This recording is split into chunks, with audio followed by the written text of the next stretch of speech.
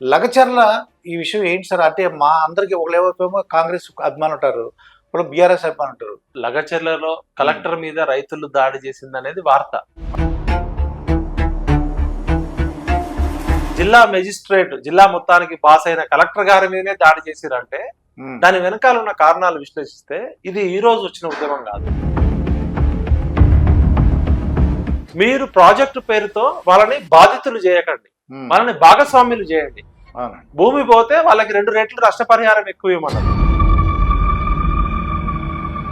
అసలు ఒక collector private కంపెనీకి మధ్యవర్తిగా వర్తించాల్సిన అవసరం వాళ్ళు 100 కోరికలు కోరుతారు, నువ్వు 5 చేస్తావో 10 చేస్తావో ముందు వాళ్ళని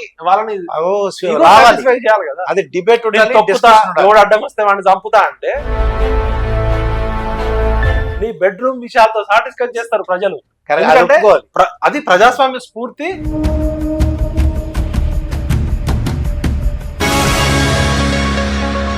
మాస్టర్ తో మాట మంత్రి కార్యక్రమం స్వాగతం. నేను మీ మాస్టర్ దుర్గా ప్రసాద్.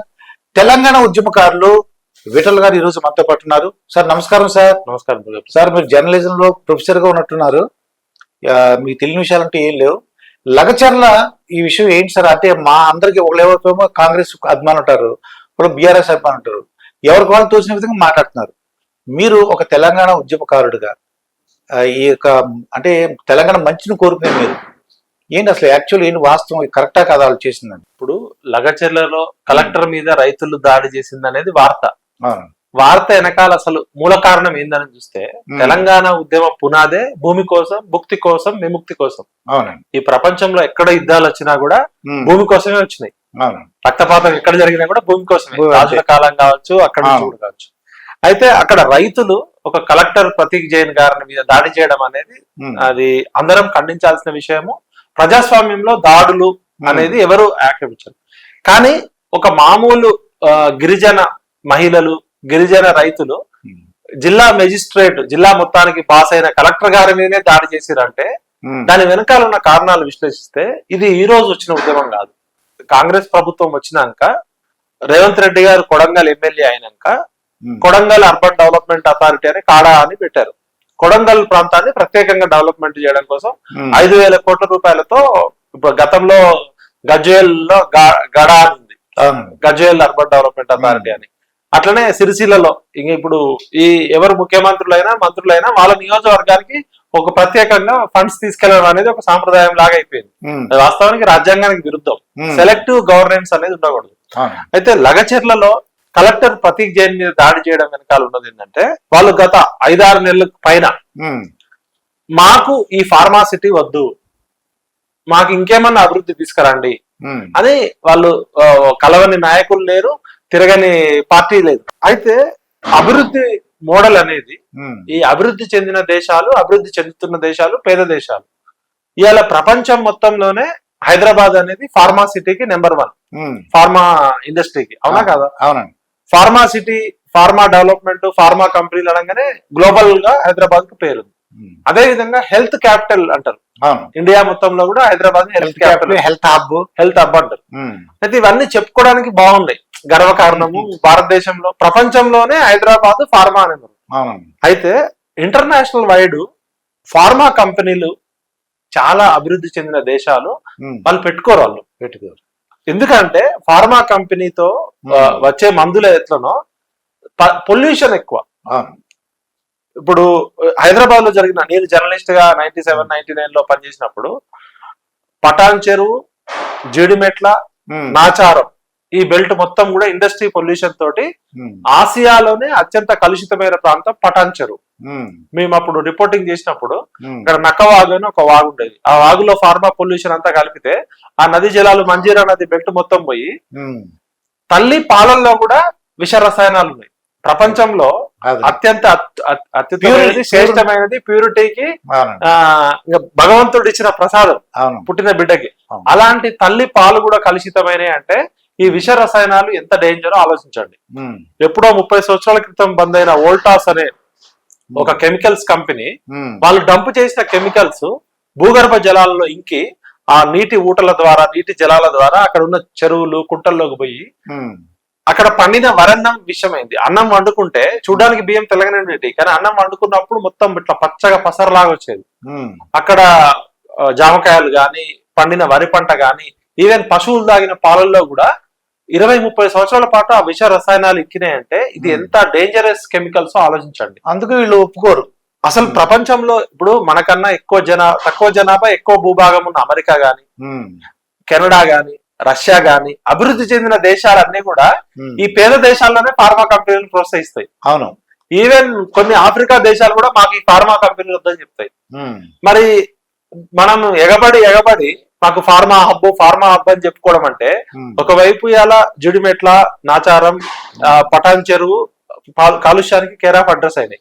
ఈ సిటీని నాశనం చేసింది కాక ఇక్కడ చౌటుప్పల్, మునుగోడు కాన్స్టిట్యున్సీ, అక్కడ దివీస్ గాని వద్దంటున్నారు. లగచర్ల ప్రజలు ఏమంటారంటే మాకు ఈ ఫార్మా సిటీ వద్దు. ఇంకొకటి మనందరికి కూడా ప్రజలందరికీ తెలవాల్సింది ఏంటంటే, ఇవాళ మనిషి తమ కన్న తల్లి ఎంత విలువిస్తాడో, కన్న బిడ్డలకు ఎంత ప్రేమిస్తాడో, భూమిని అంతకన్నా ఎక్కువ ప్రేమిస్తాడు. మనది వ్యవసాయ ఆధారిత దేశం, రైతులు భూమితో అటాచ్మెంట్ ఉంటది. ఇవాళ అమెరికాలో సాఫ్ట్వేర్ ఇంజనీర్లుగా 100 కోట్లు సంపాదించుకున్న వాళ్ళు కూడా ఊర్లో భూమి అమ్ముకోరు. భూమి అనేది మనకి ఒక అటాచ్మెంట్. అలాంటిది అక్కడ గిరిజన రైతులు 2 ఎకరాలు 3 ఎకరాల రైతులు, వాళ్ళేం చదువుకున్న వాళ్ళు కాదు, సాంకేతిక పరిజ్ఞానం ఉన్న వాళ్ళు కాదు, వాళ్ళకి భూమే జీవనాధారం. ఒక 2 ఎకరాల భూమి ఎకరాలు ఉన్న రైతు కుటుంబము వాళ్ళ ముందు తరము, ప్రస్తుత తరము, భవిష్యత్తు తరం కూడా ఆధారపడి ఉంది. అలాంటి భూమిని ప్రభుత్వం సేకరించదలుచుకున్నప్పుడు మన్మోహన్ సింగ్ గారు 2017లో భూసేకరణ చట్టం తీసుకొచ్చారు. ఏదైనా ప్రాజెక్టు పేరు మీద మీరు భూమి తీసుకోవాలన్నప్పుడు వాళ్ళకి స్వేచ్ఛ ఇవ్వండి, ఫస్ట్ వాళ్ళకి మాట్లాడే అవకాశం ఇవ్వండి. మీరు ప్రాజెక్టు పేరుతో వాళ్ళని బాధితులు చేయకండి, వాళ్ళని భాగస్వామ్యులు చేయండి. భూమి పోతే వాళ్ళకి 2 రెట్లు నష్టపరిహారం ఎక్కువ ఇవ్వమన్నారు. ప్లస్ 18 సంవత్సరాలు దాటిన పిల్లలు ఎవరైనా ఉంటే ఉద్యోగం ఇవ్వమన్నారు వాళ్ళ చదువుకు తగ్గట్టు. ప్లస్ ఆ భూమిలో ఒక బోర్వెల్ ఉంటే ఆ బోర్వెల్ కి నష్టపరిహారం సపరేట్ ఇవ్వాలని చెప్పారు. ఆ భూమిలో చెట్లు, పంట ఏదైనా ఒక 20 సంవత్సరాలు 30 సంవత్సరాలు చెట్టు ఉంటే ఆ చెట్టుకు కూడా ఎట్లా నష్టపరిహారం కట్టాలనేది ఉంది. అంటే పాడి పరిశ్రమ కాంగ్రెస్ ప్రభుత్వం ఏమనంటుందా అంటే, మరి ఇక్కడ ప్రాబ్లం ఏంటంటే, అక్కడ ఏం జరిగిందంటే బలవంతంగా, అంటే డెమోక్రసీలో డిస్కషన్, డిబేట్, డైలాగ్ ఉండాలి. ఇక్కడ ఏమైందంటే రేవంత్ రెడ్డి పేరు చెప్పుకొని కొంతమంది వాళ్ళ బంధువులు కావచ్చు, వాళ్ళ అనుచరులు గిరిజనులని, నోరు లేని గిరిజనులని, వాళ్ళకేమి కుల బలం లేదు, ధర బలం లేదు, సామాజిక బలం లేదు, ఇస్తావా సస్తావా, అక్కడ మార్కెట్ లో 50 లక్షలు లేని ఎక్కడ మార్కెట్ లో ఇవాళ తెలంగాణలో ఏ మూలకు పోయినా 50 లక్షలు ఎకరం ఉంది. మినిమం 30 లక్షలు తక్కువ అయితే అసలు ఎక్కడ దొరకదు. అలాంటిది 50 లక్షలు, కోటి రూపాయలు ఉన్న భూముల్ని 7 లక్షలకి, 5 లక్షలకి, 10 లక్షలకి ఇవ్వమని బలవంతంగా బెదిరిస్తున్నారు. ఒక 6-7 నెలల నుంచి వాళ్ళు ప్రతిపక్ష నాయకులు కలిసిర్రు, కాంగ్రెస్ నాయకులు కలిసిర్రు, బీజేపీ నాయకులు కలిసిర్రు, సిపిఐ నాయకులు కలిసిర్రు. అయినా కూడా వాళ్ళకి ఎటువంటి ఉపశమనం రాకపోగా అక్కడ ముఖ్యమంత్రి తమ్ముడు తిరుపతి రెడ్డి గారు, ముఖ్యమంత్రి రేవంత్ రెడ్డి గారు అన్నయ్య తిరుపతి రెడ్డి గారు అనుచరులు తిరుపతి రెడ్డి గారు వెళ్ళినప్పుడు చాలా ఆడియోలు లీక్ అయినాయి. రైతులని లకారాలతో తిట్టడము, నోటుకొచ్చినట్టు తిట్టడము, బౌన్సర్లతో కొట్టేయడము, ముఖ్యంగా 4 గ్రామాల ప్రజలకి ఇక దిక్కుతోచని పరిస్థితిలో అయిపోయింది. అది వెనక జరిగిన నేపథ్యం. ఇప్పుడు ఇవాళ మన ఆంధ్రప్రదేశ్ లో గాని, లేకపోతే మా ఖమ్మం జిల్లాలో గాని 1 ఎకరం భూమి తీసుకోవాలంటే పెద్ద ఉద్యమాలు వస్తాయి, విప్లవాలు వస్తాయి. అవును. ఇప్పుడు అదే ఒక అగ్రవర్ణాల భూము, లేకపోతే సమాజంగా బలంగా ఉన్న వాళ్ళ భూమి లాక్కోగలుగుతుంది ప్రభుత్వం? లాక్కోలేదు. అంటే ఎవరు దిక్కులేరు కాబట్టి వాళ్ళది. ఇప్పుడు ఇదే రేవంత్ రెడ్డి గారి బంధువులకి, రేవంత్ రెడ్డి గారికి కొండారెడ్డిపల్లిలో కొన్ని వేల ఎకరాల భూములు ఉన్నాయి, వాళ్ళ భూస్వామ కుటుంబం నుంచి వచ్చిన వాళ్ళు. మరి వాళ్ళ భూముల్లో ఫార్మా కంపెనీ పెడతారా? ఈ రాజకీయ నాయకులకు ఇన్ని 100 ఎకరాలు ఉన్నాయి బినామీల పేర్ల మీద. ఏ రాజకీయ నాయకుడు అన్నా తన భూమిలో ఫార్మా కంపెనీ పెట్టమని వస్తాడా? అంటే విట్ల గారు నాకు చిన్న డౌట్ ఏంటంటే, మీరు ప్రతి వాళ్ళు ఎప్పటికప్పుడు ఫార్మా కంపెనీ పెట్టాలంటే భూమి కావాలి. ఎక్కడికి వెళ్ళినా ఇలా అంటా ఇదే సమస్య వస్తుందని మేము ఒప్పుకోమంటారు కదా. ఎక్కడికి వెళ్ళినా సరే మాకొద్దు అంటారు. అప్పుడు ఎలా మరి? ఏ పరిశ్రమ, కొన్ని పరిశ్రమలు పెట్టుకోవచ్చు. ఇప్పుడు ఇంటర్నేషనల్ వైడ్ ఫార్మా కంపెనీస్ కి ఏంటంటే, international standard world health organization గానీ, ఇంటర్నేషనల్ డ్రగ్ కౌన్సిల్ కూడా ఈ విష రసాయనాలు ఏవైతే వస్తుంటాయో ఫార్మా కంపెనీలు అన్ని అక్కడొకటి పెట్టరు. ఇలా చైనాలో గానీ లేకపోతే అభివృద్ధి చెందిన దేశాల్లో ఒక దగ్గర గవర్నమెంటే మొత్తం ఫార్మా క్లస్టర్ అంతా ఒక దగ్గర పెట్టి ఆ పొల్యూషన్ కంట్రోల్ బోర్డు నామ్స్ గానీ ఇంటర్నేషనల్ స్టాండర్డ్స్ ప్రకారం గవర్నమెంట్ 24/365 డేస్ మానిటరింగ్ చేసి ఆ విష రసాయనాలని ప్యూరిఫికేషన్ చేస్తారు. అవి మిగతా వ్యర్థాలను కూడా ఎక్కడ పడితే అక్కడ వదలరు. మన దగ్గర ఏమో పేపర్ మీద అన్ని లాస్ ఉంటాయి. హైదరాబాద్ లో ఉన్న ఫార్మా కంపెనీలు అన్ని పొల్యూషన్ కంట్రోల్ బోర్డు సర్టిఫికేషన్ ఉంటది, స్టాండర్డ్స్ ప్రకారం చేస్తామని చెప్తారు. కానీ ట్రీట్మెంట్ ప్లాంట్లు, సివరేజ్ ట్రీట్మెంట్ ప్లాంట్లు, ఎఫిలెంట్ విష రసాయనాలని చేసేవి పేపర్ మీద జరుగుతున్నట్టు సర్టిఫికేషన్ ఉంటది. వాళ్ళు ఏం చేస్తారంటే అర్ధరాత్రుల పూట ఎవరు లారీలలో డబ్బు చేసుకొని ఈ మూసీ నదిలోనో పక్కన ఉన్న చెరువుల్లోనో కుట్టల్లోనో వదిలేస్తారు. ప్రైవేట్ ఏమో లాభాల కోసం పెట్టే కంపెనీ. గవర్నమెంట్ చేస్తుందా అంటే మన భారతదేశంలో గవర్నమెంట్ కంపెనీలు ఏ విధంగా పెర్ఫార్మ్ చేస్తున్నాయో మనం చూస్తున్నాం. అందులో హైదరాబాద్ చుట్టుపక్కల జడ్చర్ల కావచ్చు, మునుగోడు కావచ్చు, ఈ ఫార్మా కంపెనీలు వద్దని చెప్పి చాలా ఉద్యమాలు జరిగినాయి. వాళ్ళు ఏమంటున్నారు, మాకు స్కూల్ తీసుకురండి, ఒక కాలేజ్ తీసుకురండి, ఒక హాస్పిటల్ తీసుకురండి, ఒక యూనివర్సిటీ తీసుకురండి, లేకపోతే ఇంకేదైనా సెల్ ఫోన్ పరిశ్రమ తీసుకురండి, కంప్యూటర్ పరిశ్రమ మాకు ఫార్మా మాత్రం వద్దంటున్నారు. ఎందుకంటే ఫార్మా కంపెనీ వస్తే ఆ ఒక్క 4 గ్రామాల ప్రజలే కాదు, చుట్టుపక్కల భూమి కలుషితం అవుతుంది, వాతావరణం కలుషితం అవుతుంది, వాయు కాలుష్యం వల్ల పీల్చే గాలిలో విష రసాయనాలు వస్తాయి, రకరకాల ఊపిరితిత్తుల జబ్బులు వస్తాయి, చర్మ సంబంధించిన వ్యాధులు వస్తాయి, క్యాన్సర్ వస్తుంది. తరతరాల పాటు అది ఒక్క కాదు, ఆ భూగర్భ జలాల్లో ఇంకిన విష రసాయనాలు అవి ఎక్కడెక్కడికి పోతాయో నీటి ఊటల ద్వారా. మరి కాంగ్రెస్ ప్రభుత్వం ఎందుకు ఒప్పుకోవట్లేదు, అంటే ఎందుకు పెట్టలేదు అంటారు వాళ్ళు? ఇప్పుడు గతంలో ఉన్న కేసీఆర్ గారేమో ఫార్మా సిటీ అని చెప్పి 14,000 ఎకరాలు సేకరించారు. అసలు అది కూడా మన భారతదేశం లాంటి పేద దేశము, అభివృద్ధి చెందిన దేశాల్లో మనకి ఆ విష రసాయనాలని క్లీన్ చేస్తే టాబ్లెట్ తయారు చేయడానికి ఎంత ఖర్చు అవుతుంది, దానికి 3 రెట్లు ఎక్కువ ఖర్చు అవుతుంది. అంత ఈ ప్రైవేట్ కంపెనీలకి లేదు అంత సామర్థ్యం. చైనాలో ఏంటంటే రూల్స్ స్ట్రిక్ట్ గా ఉంటాయి, విదేశాల్లో స్ట్రిక్ట్ గా ఉంటాయి కాబట్టి అలా. ఇక్కడ ఏంటంటే ఆ క్షణానికి లాభం వచ్చిందా లేదా అనేది ఉంటది. దానికి కేసీఆర్ గారు 14,000 ఎకరాలకు తీసి ఒకటే దగ్గర మేము చేస్తామని చెప్పి ఒక మోడల్ ట్రై చేశారు. మరి ఆ 14,000 ఎకరాల ల్యాండ్ ఉన్నప్పుడు పెట్టదలుచుకుంటే అక్కడ పెట్టచ్చు, అక్కడక్కడ ఫార్మా విలేజ్ అని చెప్పి ఇప్పుడు అంటే కేసీఆర్ ఫార్మా సిటీ అన్నాడు, మేము ఫార్మా విలేజ్ అంటాం. అభివృద్ధి అంటే అమర్త్య సేన్ గారు నోబెల్ బహుమతిలో ఆయనకి ఆర్థిక శాస్త్రంలో నోబెల్ బహుమతి వచ్చింది. ఆయనకి ఎందుకు వచ్చిందంటే వెల్ఫేర్ ఎకనామిక్స్ ఆయన ప్రత్యేకత. అంటే ఆర్థిక శాస్త్రం అనేది సంక్షేమానికి, సమాజానికి ఉపయోగపడాలి. నిజమైన అభివృద్ధి అంటే ఆకాశ హరిమ్యాలు నిర్మించడము, బిల్డింగ్లు కట్టడము, టెక్నాలజీ డెవలప్ చేయడం, రాకెట్లు తయారు చేయడం కాదు. నిజమైన అభివృద్ధి అంటే ఏ ప్రాజెక్టు పేరుతో మీరు ప్రజలని బాధితులు చేస్తున్నారో ఆ బాధితులకి స్వేచ్ఛ ఇవ్వండి, ఫస్ట్ స్వాతంత్రం ఇవ్వండి, వాళ్ళని భాగస్వాములు చేసి బాధితుల్ని లబ్ధిదారులుగా చేయండి. మీరు ఈ ప్రాజెక్టు పేరుతో ఏదైతే బెనిఫిట్ ఎకనామికల్ వాళ్ళకు కూడా అభివృద్ధి అని చెప్తున్నారో ఫస్ట్ మొట్టమొదటి స్టేక్ హోల్డర్, మొట్టమొదటి భాగస్వామ్యం వాళ్ళు కదా. వాళ్ళ భూములు గుంజుకొని వాళ్ళ జీవితాలు నాశనం చేసి మీరు ఎవరో అభివృద్ధి గురించి మాట్లాడుతున్నారు. బాధితుల్ని భాగస్వాములు చేసి స్వేచ్ఛతో, గౌరవంతో వాళ్ళని మీరు ఎంపవర్ చేయడమే నిజమైన అభివృద్ధి అని చెప్పారు. అందుకనే ఆయనకి ఆర్థిక శాస్త్రంలో ప్రపంచ వ్యాప్తంగా వెల్ఫేర్ ఎకనామిక్స్ ఆయనకు ఉంటది. అయితే కాంగ్రెస్ వాళ్ళు ఎందుకు ఒప్పుకోవట్లేదు సార్? కాంగ్రెస్ ఫస్ట్ ఏ పని చేయాలన్నా కాంగ్రెస్ అయినా టీఆర్ఎస్ అయినా ఇక్కడ ఏమైందంటే ఎలక్షన్లలో ఓట్లు రావడం కోసం రకరకాల మాటలు చెప్తారు. ఎలక్షన్లు అయిపోయినాక వాళ్ళకి వాస్తవం ఇప్పుడు వివరం అయితే క్షవరం అయితే గానీ వివరం బోధపడ్డట్టు ఎలక్షన్ల ముందు ప్రతిపక్షంలో ఉన్నప్పుడు ఒక మాట, ప్రతిపక్షం ఏ పార్టీ అయినా కాంగ్రెస్ కావచ్చు, టీఆర్ఎస్ కావచ్చు, ఏ పార్టీ ఇప్పుడు అధికారంలో కూర్చున్నప్పుడు ఏంది కొడంగల్ కి నేను డెవలప్ చేసినా అని చెప్పుకోవాలి. ఇప్పుడు అక్కడ పక్కనే కొన్ని వేల ఎకరాల భూమి వీళ్ళ బంధువులు, వీళ్ళ చుట్టాలకు ఉంది. ఇప్పుడు ఇక్కడ ఈ 4 ఊర్లలో ఫార్మా కంపెనీ పెడితే పక్కన ఉన్న ఖాళీ భూములకు రేట్లు వస్తాయి. ఇవాళ రేపు మొత్తం రియల్ ఎస్టేట్ దందానే కదా. అది ఏ పార్టీ అధికారంలో ఉన్నా అంటే మీకు నిజంగా రైతులని చేయాలంటే ఏం చేయాలి? అసలు ఒక కలెక్టర్ ప్రైవేట్ కంపెనీకి మధ్యవర్తిగా వర్తించాల్సిన అవసరం ఉంది. ఇప్పుడు మీరు డబ్బులు ఉన్నాయండి, మీరు ఫార్మా కంపెనీ పెట్టాలనుకున్నారు, సపోజ్ మీరు రైతుల దగ్గర ₹1 ఎక్కువ ఇచ్చాయినా మీరు రైతులను ఒప్పించి, అది ప్రైవేట్ వ్యవహారం. ప్రభుత్వ ప్రాజెక్ట్ అనుకోండి, ప్రభుత్వం ఏదన్నా ఇరిగేషన్ ప్రాజెక్టు లేకపోతే ప్రభుత్వం ఒక పెద్ద యూనివర్సిటీయో హెల్త్ తీసుకొస్తుంది అంటే ప్రభుత్వం.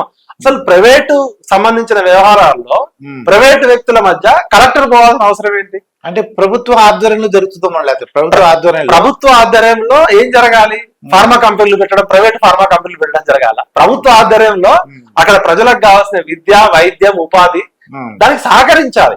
అంటే మొత్తం బ్రోకర్ పని చేయొద్దు. అంటే ఇండైరెక్ట్ గా రేవంత్ రెడ్డి గారి చుట్టాలు అటువంటి భూముల రేట్లు పెరుగుతాయి, ఆయనకి పేరు వస్తుంది ఓట్ల గురించి. అది ఏం చేయాలి? ఓట్లు ఓకే, పేరు ఓకే, మంచిదే. అది ఒక 3 తరాల పాటు నిలబడాలి కదా.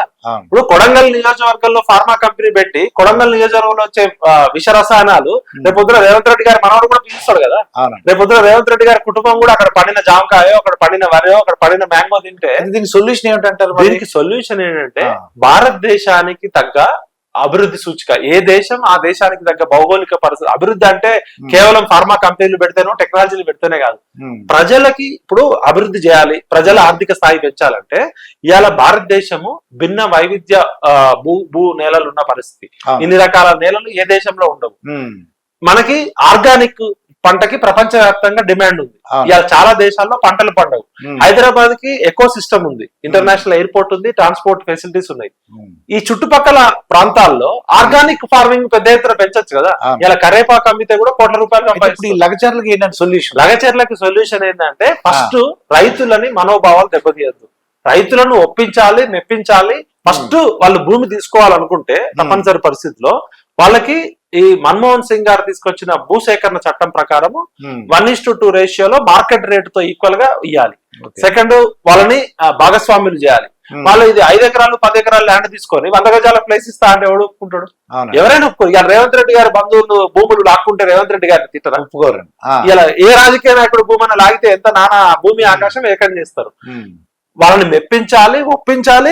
అసలు ఈ ఫార్మా కంపెనీలు మనకు సెట్ కావు. ఆల్రెడీ తెలంగాణలో చాలా జిల్లాలు కలుషితం అయిపోయింది. ఫస్ట్ అసలు ఆ కాన్సెప్టే రాంగ్. వీళ్ళకి సరైన అవగాహన లేదు, సరైన ఆలోచన లేదు. అంటే లాభాలు ఎక్కువ వస్తాయని ప్లాన్ చేసుకున్నారు. లాభాలు వచ్చేటి గతకన్నా ఆర్గానిక్ ఫార్మింగ్ ఎక్కువ వస్తాయి, లాభాలు వస్తాయని చెప్పి మనమైతే ఇప్పుడు మీరు ఏదో స్వీట్ ఏదో పెట్టారు సార్, అద్భుతంగా ఉంది అంటే నా ఆరోగ్యము, నా ముందు తరాలకు నా పిల్లల ఆరోగ్యము, నా భూమి, నా నేల మొత్తం కలుషితం అవుతుంది కదా. ఏం చేసుకోవాలి? లాభాలు వస్తాయి. మీరు అలా ఫార్మా కంపెనీ పేరుతో 100 కోట్లు ఇచ్చారు అనుకోండి, నేను తినే ఆహారం కలుషితమైంది, నేను తాగే గాలి కలుషితమైంది, నేనుంటున్న భూమి కలుషితం అయితే నేను ఏం చేసుకోవాలి? అయితే ఇప్పుడు అక్కడ రైతులను మెప్పించాలి, అసలు ఫస్ట్ ఫార్మా కంపెనీలు అనేది ఇండివిజువల్ గా ప్రైవేట్ కంపెనీలు ఆ ట్రీట్మెంట్స్ చేయవు సరిగా. వాళ్ళ లాభాల కోసం ఏం చేస్తారంటే ఆ భూమిలో తవ్వుతారు, భూమిలో పాత పెడతారు విష రసాయనాలు, లేకపోతే దగ్గరున్న జలాశయాల్లో వదులుతారు. ఆ 2 ప్రైవేట్ కంపెనీలు 100కి 99% చేస్తాయి. గవర్నమెంట్ కంట్రోల్ చేసే మెకానిజం మన దగ్గర స్ట్రిక్ట్ గా పనిచేయదు. పొల్యూషన్ కంట్రోల్ బోర్డు ఉండగా కూడా ఇన్ని జరుగుతున్నాయి కదా. ఇలా మూసీ నదిలో 49 రకాల విష రసాయనాలు ఉన్నాయి. మరి ఎవరి వైఫల్యం?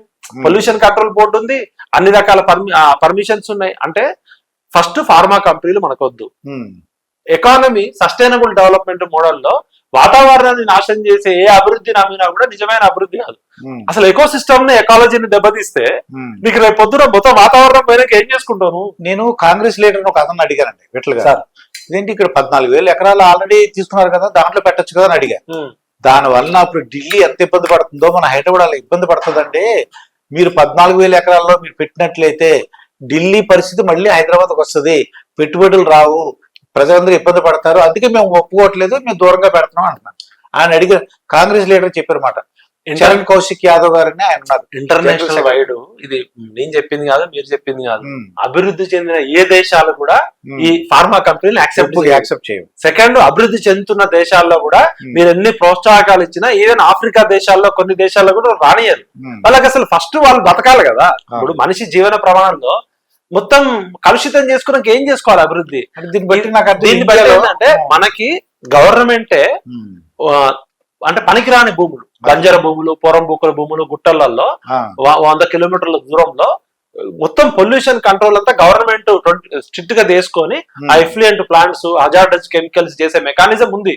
అంత ఇన్వెస్ట్మెంట్ పెట్టాలి కదా. ఇప్పుడు అగ్ర దేశాలే పెట్టలేకపోతున్నాయి. ఇప్పుడు మందుల కంపెనీ పెట్టడానికి ఎంత ఖర్చు అవుతుందో దానికి 2 రెట్లు దీనికి ఖర్చు అవుతుంది. అది పెట్టి చేయాల్సిన అవసరం ఉంది. దానికి మోడర్న్ టెక్నాలజీస్ ఉన్నాయి. మనం ఏంటంటే పేపర్ల మీద అద్భుతంగా చెప్తాం హిపోక్రసీ, ప్రాక్టికల్ కి వచ్చేసరికి ఎవరు చూడడు కదా అని వేసేస్తాం. ఖచ్చితంగా ఏమంటున్నాం అంటే ఈ పేద రైతుల భూములు, అది 3 పంటలు పండే భూములు అండి. ఇప్పుడు పనికిరాని భూములలో పెట్టొచ్చు కదా, పంటలు పండే భూములలో పెట్టడం ఏంటి అంటే దీనికి అవగాహన లేకపోవడం ఒకటి అజ్ఞానము, 2 అహంకారం. నువ్వు ఏం చేస్తారు గిరిజనులే కదా అని ఇవాళ కలెక్టర్ మీద దాడి చేసే పరిస్థితి వచ్చిందంటే వాళ్ళు చావుకు తెగించి చేసినట్టే కదా. అంటే కాబట్టి ప్రభుత్వం అర్థం చేసుకోవాలి, ఇప్పటికైనా అభివృద్ధి నమూనాను మార్చి ఇంకా దూరంగా ఎక్కడైనా పెట్టొచ్చు. మీరు చెప్పినట్టు విట్ల గారు అక్కడ అడిగాం, కాంగ్రెస్ లీడర్ ఏం చెప్పారంటే అక్కడ ఉన్న రైతులకు కౌన్సిలింగ్ చేసి పంపిస్తాం. అద్దంకి దయాకర్ గారు చెప్పారండి, కౌన్సిలింగ్ చేసి పంపిస్తాం, రాళ్ళు వేసినా సరే. కాకపోతే భూములు లేకుండా వచ్చి రాళ్ళు వేశారండి, వాళ్ళు మాత్రం జైలుకి పంపించామని చెప్తున్నారు. ఎవరికైతే భూమి ఉందో వాళ్ళు మాత్రం పంపించలేదు, కౌన్సిలింగ్ చేశారు అంటున్నారు. ఇక అది పక్కన పెడితే అండి, ఇది కూడా దయాకర్ అన్న కూడా నాకు తెలుసు కానీ ఇది పిచ్చి తుక్కులకు వాదన. మా ఊర్లో మా బాబాయికి 10 ఎకరాలు ఉంటది, మా పెదనాన్నకు 5 ఎకరాలు ఉంటది. నాకు మా నాన్న రాజకీయాలు తిరగడమో లేకపోతే పోవడం వల్ల అమ్ముకుంటాడు. నాకు భూమి లేనంత మాత్రాన మా ఊర్లో ఫార్మా కంపెనీ పెట్టద్దని అడిగే హక్కు లేదా నాకు? అలా అంటారా? అంటే ఇప్పుడు నా ఊర్లో చదువుకున్న యువకులు ఉంటారు. మా బాబాయికి 10 ఎకరాలు ఉంది, మా పేరానికి 5 ఎకరాలు ఉంది, మా చిన్నానికి 5 ఎకరాలు ఉంది. నాకు మా అక్క పెళ్లిళ్ళకి వల్ల నా భూమి అమ్ముకున్నాను అనుకోండి, ఓ చదువుకున్న డిగ్రీ చదువుకున్న యువకుడు మా ఊర్లో ఫార్మా కంపెనీ పెట్టద్దని ప్రొటెస్ట్ చేయొద్దా? వీళ్ళకి ఏం మాట్లాడతారు కామన్ సెన్స్ లేకుండా? ఈ పాయింట్ ఇప్పుడు ప్రజలకు అర్థమైంది. చదువుకున్న ప్రతి ఒక్కడు ఏమనుకుంటాడు, కొద్ది గొప్ప ఆ లంబాడి గిరిజన వీళ్ళు రాజకీయ నాయకులు ఏంటంటే కేవలం ఆ కళ్ళకి గంతలు కట్టుకుని అక్కడ వరకు చూస్తారు.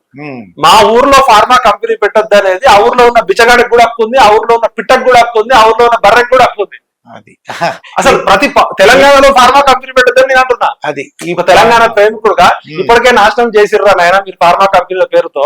మొత్తం మా పటాన్ చెరువు, మా నాచారము, మా జడిమెట్ల, మా జడిచెర్ల, అసలు మా ఫార్మా కంపెనీ అవుతుంది తెలంగాణకి. అది వీళ్ళకి అవగాహన లేకపోవడము, ఏదో రాజకీయమైన పరిధిలో మాట్లాడుతుంటారు. ఇక విఠల్ గారు ఇప్పుడు కాంగ్రెస్ ప్రభుత్వం వచ్చి సుమారుగా 11-1 ఇయర్ అయింది అనుకోండి, వీళ్ళు వాళ్ళకి శక్తి వరకు కొంతవరకు చేశారు. మీరు ఇంకా ఏం కోరుకుంటున్నారు? మీ అయితే ఒక తెలంగాణ ఉద్యమకారులుగా, తెలంగాణ బాగోగులు తెలిసిన వ్యక్తిగా కాంగ్రెస్ ప్రభుత్వం నుంచి ఏం కోరుకుంటున్నారు? మీరు ఇంకా 4 ఇయర్స్ ఉంది, వాళ్ళకి ఏం చేస్తే మంచిది అంటారు? ఇప్పుడు కేసీఆర్ గారు తెలంగాణ ఉద్యమం 14 ఏళ్లు నడిపి మా తరం మొత్తం జైళ్ళకి పంపించి 1800 మంది పిల్లలు చనిపోతే తెలంగాణ వచ్చింది. తెలంగాణ వచ్చింది నీళ్ల కోసం, నిధుల కోసం, నియామకాల కోసం కాదు. అది కేసీఆర్ గారు పెట్టే ట్యాగ్ లైన్. అది తెలంగాణ వచ్చింది స్వేచ్ఛ కోసం, స్వాతంత్రం కోసం, ఆత్మగౌరవం కోసం, అభివృద్ధి కోసం. ఇదేంటంటే రాజకీయ నాయకులు ఎప్పటికప్పుడు వాళ్ళకు అనుకూలమైన నెరేటివ్ బిల్డ్ చేస్తారు. ఇలా కాంగ్రెస్ పార్టీని అధికారంలోకి తీసుకొచ్చింది కేసీఆర్ అనే వ్యక్తి. 10 సంవత్సరాలు అహంకార పూరితంగా నియంతలాగా పరిపాలిస్తున్నాడు. ధర్నా చౌక్ తీసేసిండు, ప్రశ్నించే గొంతుల్ని అరెస్ట్ చేస్తున్నాడు. మేము కోరుకున్న తెలంగాణ, ప్రజల తెలంగాణ అయితే స్వేచ్ఛ తెలంగాణ తీసుకొచ్చిండు. స్వేచ్ఛ లేదు, స్వాతంత్రం లేదు, ఆత్మగౌరవం లేదు. ఇప్పుడు బ్రిటిష్ వాళ్ళు కూడా మనకు కావాల్సిన అభివృద్ధి అంతా చేసేటోళ్ళు. మన స్వాతంత్రం ఎందుకు తెచ్చుకున్నాం? ఆత్మగౌరవం కోసం, స్వయం పాలన కోసం, స్వేచ్ఛ కోసం. కేసీఆర్ కి ఎట్లయినా బుద్ధి చెప్పాలని కేసీఆర్ సంక్షేమ పథకాలు అన్ని చేసిండు, అడగని పథకాలు పెట్టిండు. అది ప్రజలు ఎప్పుడు కూడా బిచ్చగాళ్ళు కాదు, ప్రజల్ని గుర్తించాలి, గౌరవించాలి, వాళ్ళకి రెస్పెక్ట్ ఇవ్వాలి. ఆ తెలంగాణ యొక్క ఆత్మగౌరవాన్ని ఆయన దెబ్బతీసిండు. ఏ ఆత్మగౌరవం అయితే ఆంధ్రలో అవమానించారని చెప్పిండో ఆ ఆత్మగౌరవాన్ని మర్చిపోయి నేను అభివృద్ధి చేస్తా, ప్రజలకి సంక్షేమ పథకాలు ఇస్తా అని చెప్పి అనుకున్నాడు. కేసీఆర్ కు బుద్ధి చెప్పాలనే ఏకైక కారణంతో కాంగ్రెస్ మీద ప్రేమ కాదు, కాంగ్రెస్ గత 50 ఏళ్లలో ఏం చేసిందో తెలవక కాదు, అప్పుడున్న పరిస్థితులలో, అప్పుడున్న టైంలో కేసీఆర్ కి గద్ద దింపాలనే ఒక పాజిటివ్, నెగిటివ్ కేసీఆర్ మీద ఉన్న వ్యతిరేక కోణంతో కాంగ్రెస్ వచ్చింది తప్ప కాంగ్రెస్ ఏమో ఈ హామీలు ఇచ్చో గ్యారెంటీ కాదండి. ఇంకొకటి, కాంగ్రెస్ పార్టీ అధికారంలోకి వచ్చింది, మార్పు రావాలి, కాంగ్రెస్ రావాలన్నాం. చిన్న వయసులోనే రేవంత్ రెడ్డి గారు ముఖ్యమంత్రి అయ్యిండు. అందరూ కూడా ఎల్బీ స్టేడియం లో ప్రమాణ స్వీకారానికి మేము కూడా వెళ్ళినాం. అందరూ జేజేలు కొట్టిరు, రేవంత్ అన్నా రేవంత్ అన్నా అన్నారు. మరి 11 నెలల కాలంలోనే ఎందుకు ఇంత వ్యతిరేకత వచ్చిందంటే ఫ్యూచర్ ఏం కావాలి చెప్పడం అంటే ఫస్ట్ ఇప్పుడు ఈ గత 11 నెలల్లో ఒక దిశ మిస్ అయిపోయారు. ఇప్పుడు నీ గమ్యం ఎంత ఇంపార్టెంటో నీ గమనం కూడా అంతే ఇంపార్టెంట్. అంటే పొద్దున అంటే కొద్దిగా స్టెబిలిటీ అవడానికి అప్పుడు 11 ఏమైందంటే ఆల్రెడీ కేసీఆర్ ఏం చేస్తే బాగుంటుంది, 7 లక్షల కోట్లు అప్పిచ్చిండని మీ అందరికీ తెలుసు. తెలంగాణ అప్పుల పాలైందనే విషయం మీ అందరికీ తెలుసు. మీరు కాంగ్రెస్ గత 50 ఏళ్ళు అధికారంలో ఉన్నారు, మీరు అంతా పరిపాలన అనుభవం ఉన్నారు. ఇష్టం వచ్చినట్టు హామీలు ఇచ్చారు, అలవి కానీ హామీలు అన్ని ఇచ్చారు. అవి అన్ని లెక్క పెడితే మరి 420 అంటున్నారు, అది నిజమా కాదు? హామీలు ఇచ్చే ముందు ఎలక్షన్ సమయంలో ఏ పూటకు ఆ పూట ముందైతే ఓట్లు అంటే అధికారంలోకి వచ్చినాక అయినా కూడా ఇవాళ రేవంత్ రెడ్డి గారు 6 గ్యారంటీలు అమలు చేయలేదనో, లేకపోతే మాకు కావాల్సిన సంక్షేమ పథకాలు చేయలేదనే వ్యతిరేక రాలే. కేసీఆర్ ఏ అహంకార పూర్వకంగా అయితే కేసీఆర్ అహంకారానికి తెలంగాణ ప్రజలు బుద్ధి చెప్తే రేవంత్ రెడ్డి గారు పాపం చిన్న వయసులో ఆయనకి ముఖ్యమంత్రిగా పనిచేసిన అనుభవం లేదు, మంత్రిగా పనిచేసిన అనుభవం లేదు, అడ్మినిస్ట్రేషన్ ఎక్స్పీరియన్స్ లేదు. ఆయన సరైన టీం పెట్టుకొని ఇప్పుడు environment experts, development experts, policy experts, ఆయన టీం కరెక్ట్ గా ఉండి ప్రజలతో డైలాగ్ ఉండాల్సి ఉండే. ఇలా నిరుద్యోగులు 11 నెలలు అవుతుంది రోడ్లెక్కి ఇన్ని చేస్తున్నారు. కేసీఆర్ 10 సంవత్సరాలు కలవలేదు. 11 నెలల కాలంలో రేవంత్ రెడ్డి గారు 11 నిమిషాలు కూడా కలవలేదు నిరుద్యోగులు. అంటే కలవపోయిన పోస్టులు ఇచ్చారు కదండి, అంటే టీచర్ పోస్టులు ఇచ్చారు. పోస్టులు మీరు చూస్తే కూడా ఆయన 50,000 ఉద్యోగాలు ఇచ్చినట్టు కదా. ఆయన ఇచ్చింది గతంలో కేసీఆర్ గారు ఇచ్చిన నోటిఫికేషన్ ఇచ్చి ఎగ్జామ్ పెట్టి పరీక్ష పేపర్లు దిద్దినాక నియామక పత్రాలు ఇచ్చే టైంకి ఎలక్షన్ నోటిఫికేషన్ వచ్చింది. కేవలం ఒక 10,000 టీచర్ ఉద్యోగాలు ఇచ్చారు. కేసీఆర్ ప్రభుత్వం ఇచ్చిన నోటిఫికేషన్ 40,000 ఫిల్ చేశారు. ఇక్కడ మెయిన్ తెలంగాణ ప్రజలు చూసేది ఏంటంటే, చాలా మందికి తెలియదు ఏంటంటే, తెలంగాణ ప్రజలు ఆకలినైనా భరిస్తారు కానీ ఆత్మగౌరవాన్ని భరించరు. రేవంత్ రెడ్డి గారు మాట్లాడేది, మేమంతా 10 ఏళ్లు తెలంగాణ ప్రజలంతా కేసీఆర్ ని తిట్టి పోసే కేసీఆర్ కి బుద్ధి చెప్పారు. ఈయన 11 నెలల కాలంలో ముఖ్యమంత్రి పనిచేయకుండా ప్రతిపక్ష నాయకుడు పనిచేస్తున్నాడు. మళ్ళా ఇప్పుడు ఒకసారి విమర్శించవచ్చు, 2 సార్లు విమర్శించవచ్చు. లాగులో తొడ్డలేస్తా, గుడ్లు పీకి గోళీలు ఆడుతా, పేగులు మెడలో వేసుకుంటా, ఏదో ప్రతిరోజు రేవంత్ రెడ్డి మాట్లాడేది ఏమైతుందంటే, అరే కేసీఆర్ దొంగనే నాకు తెలుసు, నువ్వు మళ్ళా అదే చెప్తున్నావు. కేసీఆర్ కాళేశ్వరం స్కామ్ చేసిండని ప్రజలందరికీ తెలుసు, కేసీఆర్ ఫోన్ ట్యాపింగ్ చేసిండనే విషయం తెలుసు, కేసీఆర్ కుటుంబ పాలన చేసిండని తెలుసు. ఈ 11 నెలలు నువ్వు ప్రతిపక్ష నాయకుడు మైండ్ సెట్ నుంచి ముఖ్యమంత్రి ఏం చేయాలి?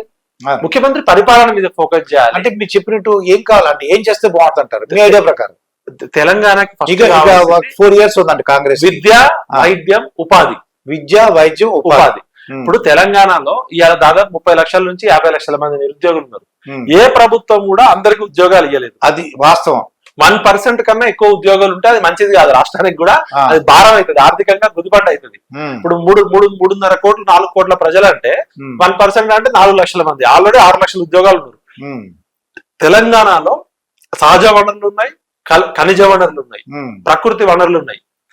ఈ సహజ వనరులకి మానవ వనరులకి మధ్య లింకేజ్ సిస్టమ్ పెట్టి ఇలా అభివృద్ధి మోడల్లో లైవ్లీహుడ్స్ క్రియేట్ చేయాలి. అది తెలంగాణలో 32 రకాల మిల్లెట్స్ పండుతాయి. రాగులు, సజ్జలు, కొర్రలు, అనుములు, ఇట్లా 32 రకాల తృణధాన్యాలు, చిరుధాన్యాలు. ఇవి చాలా దేశాల్లో పండవు.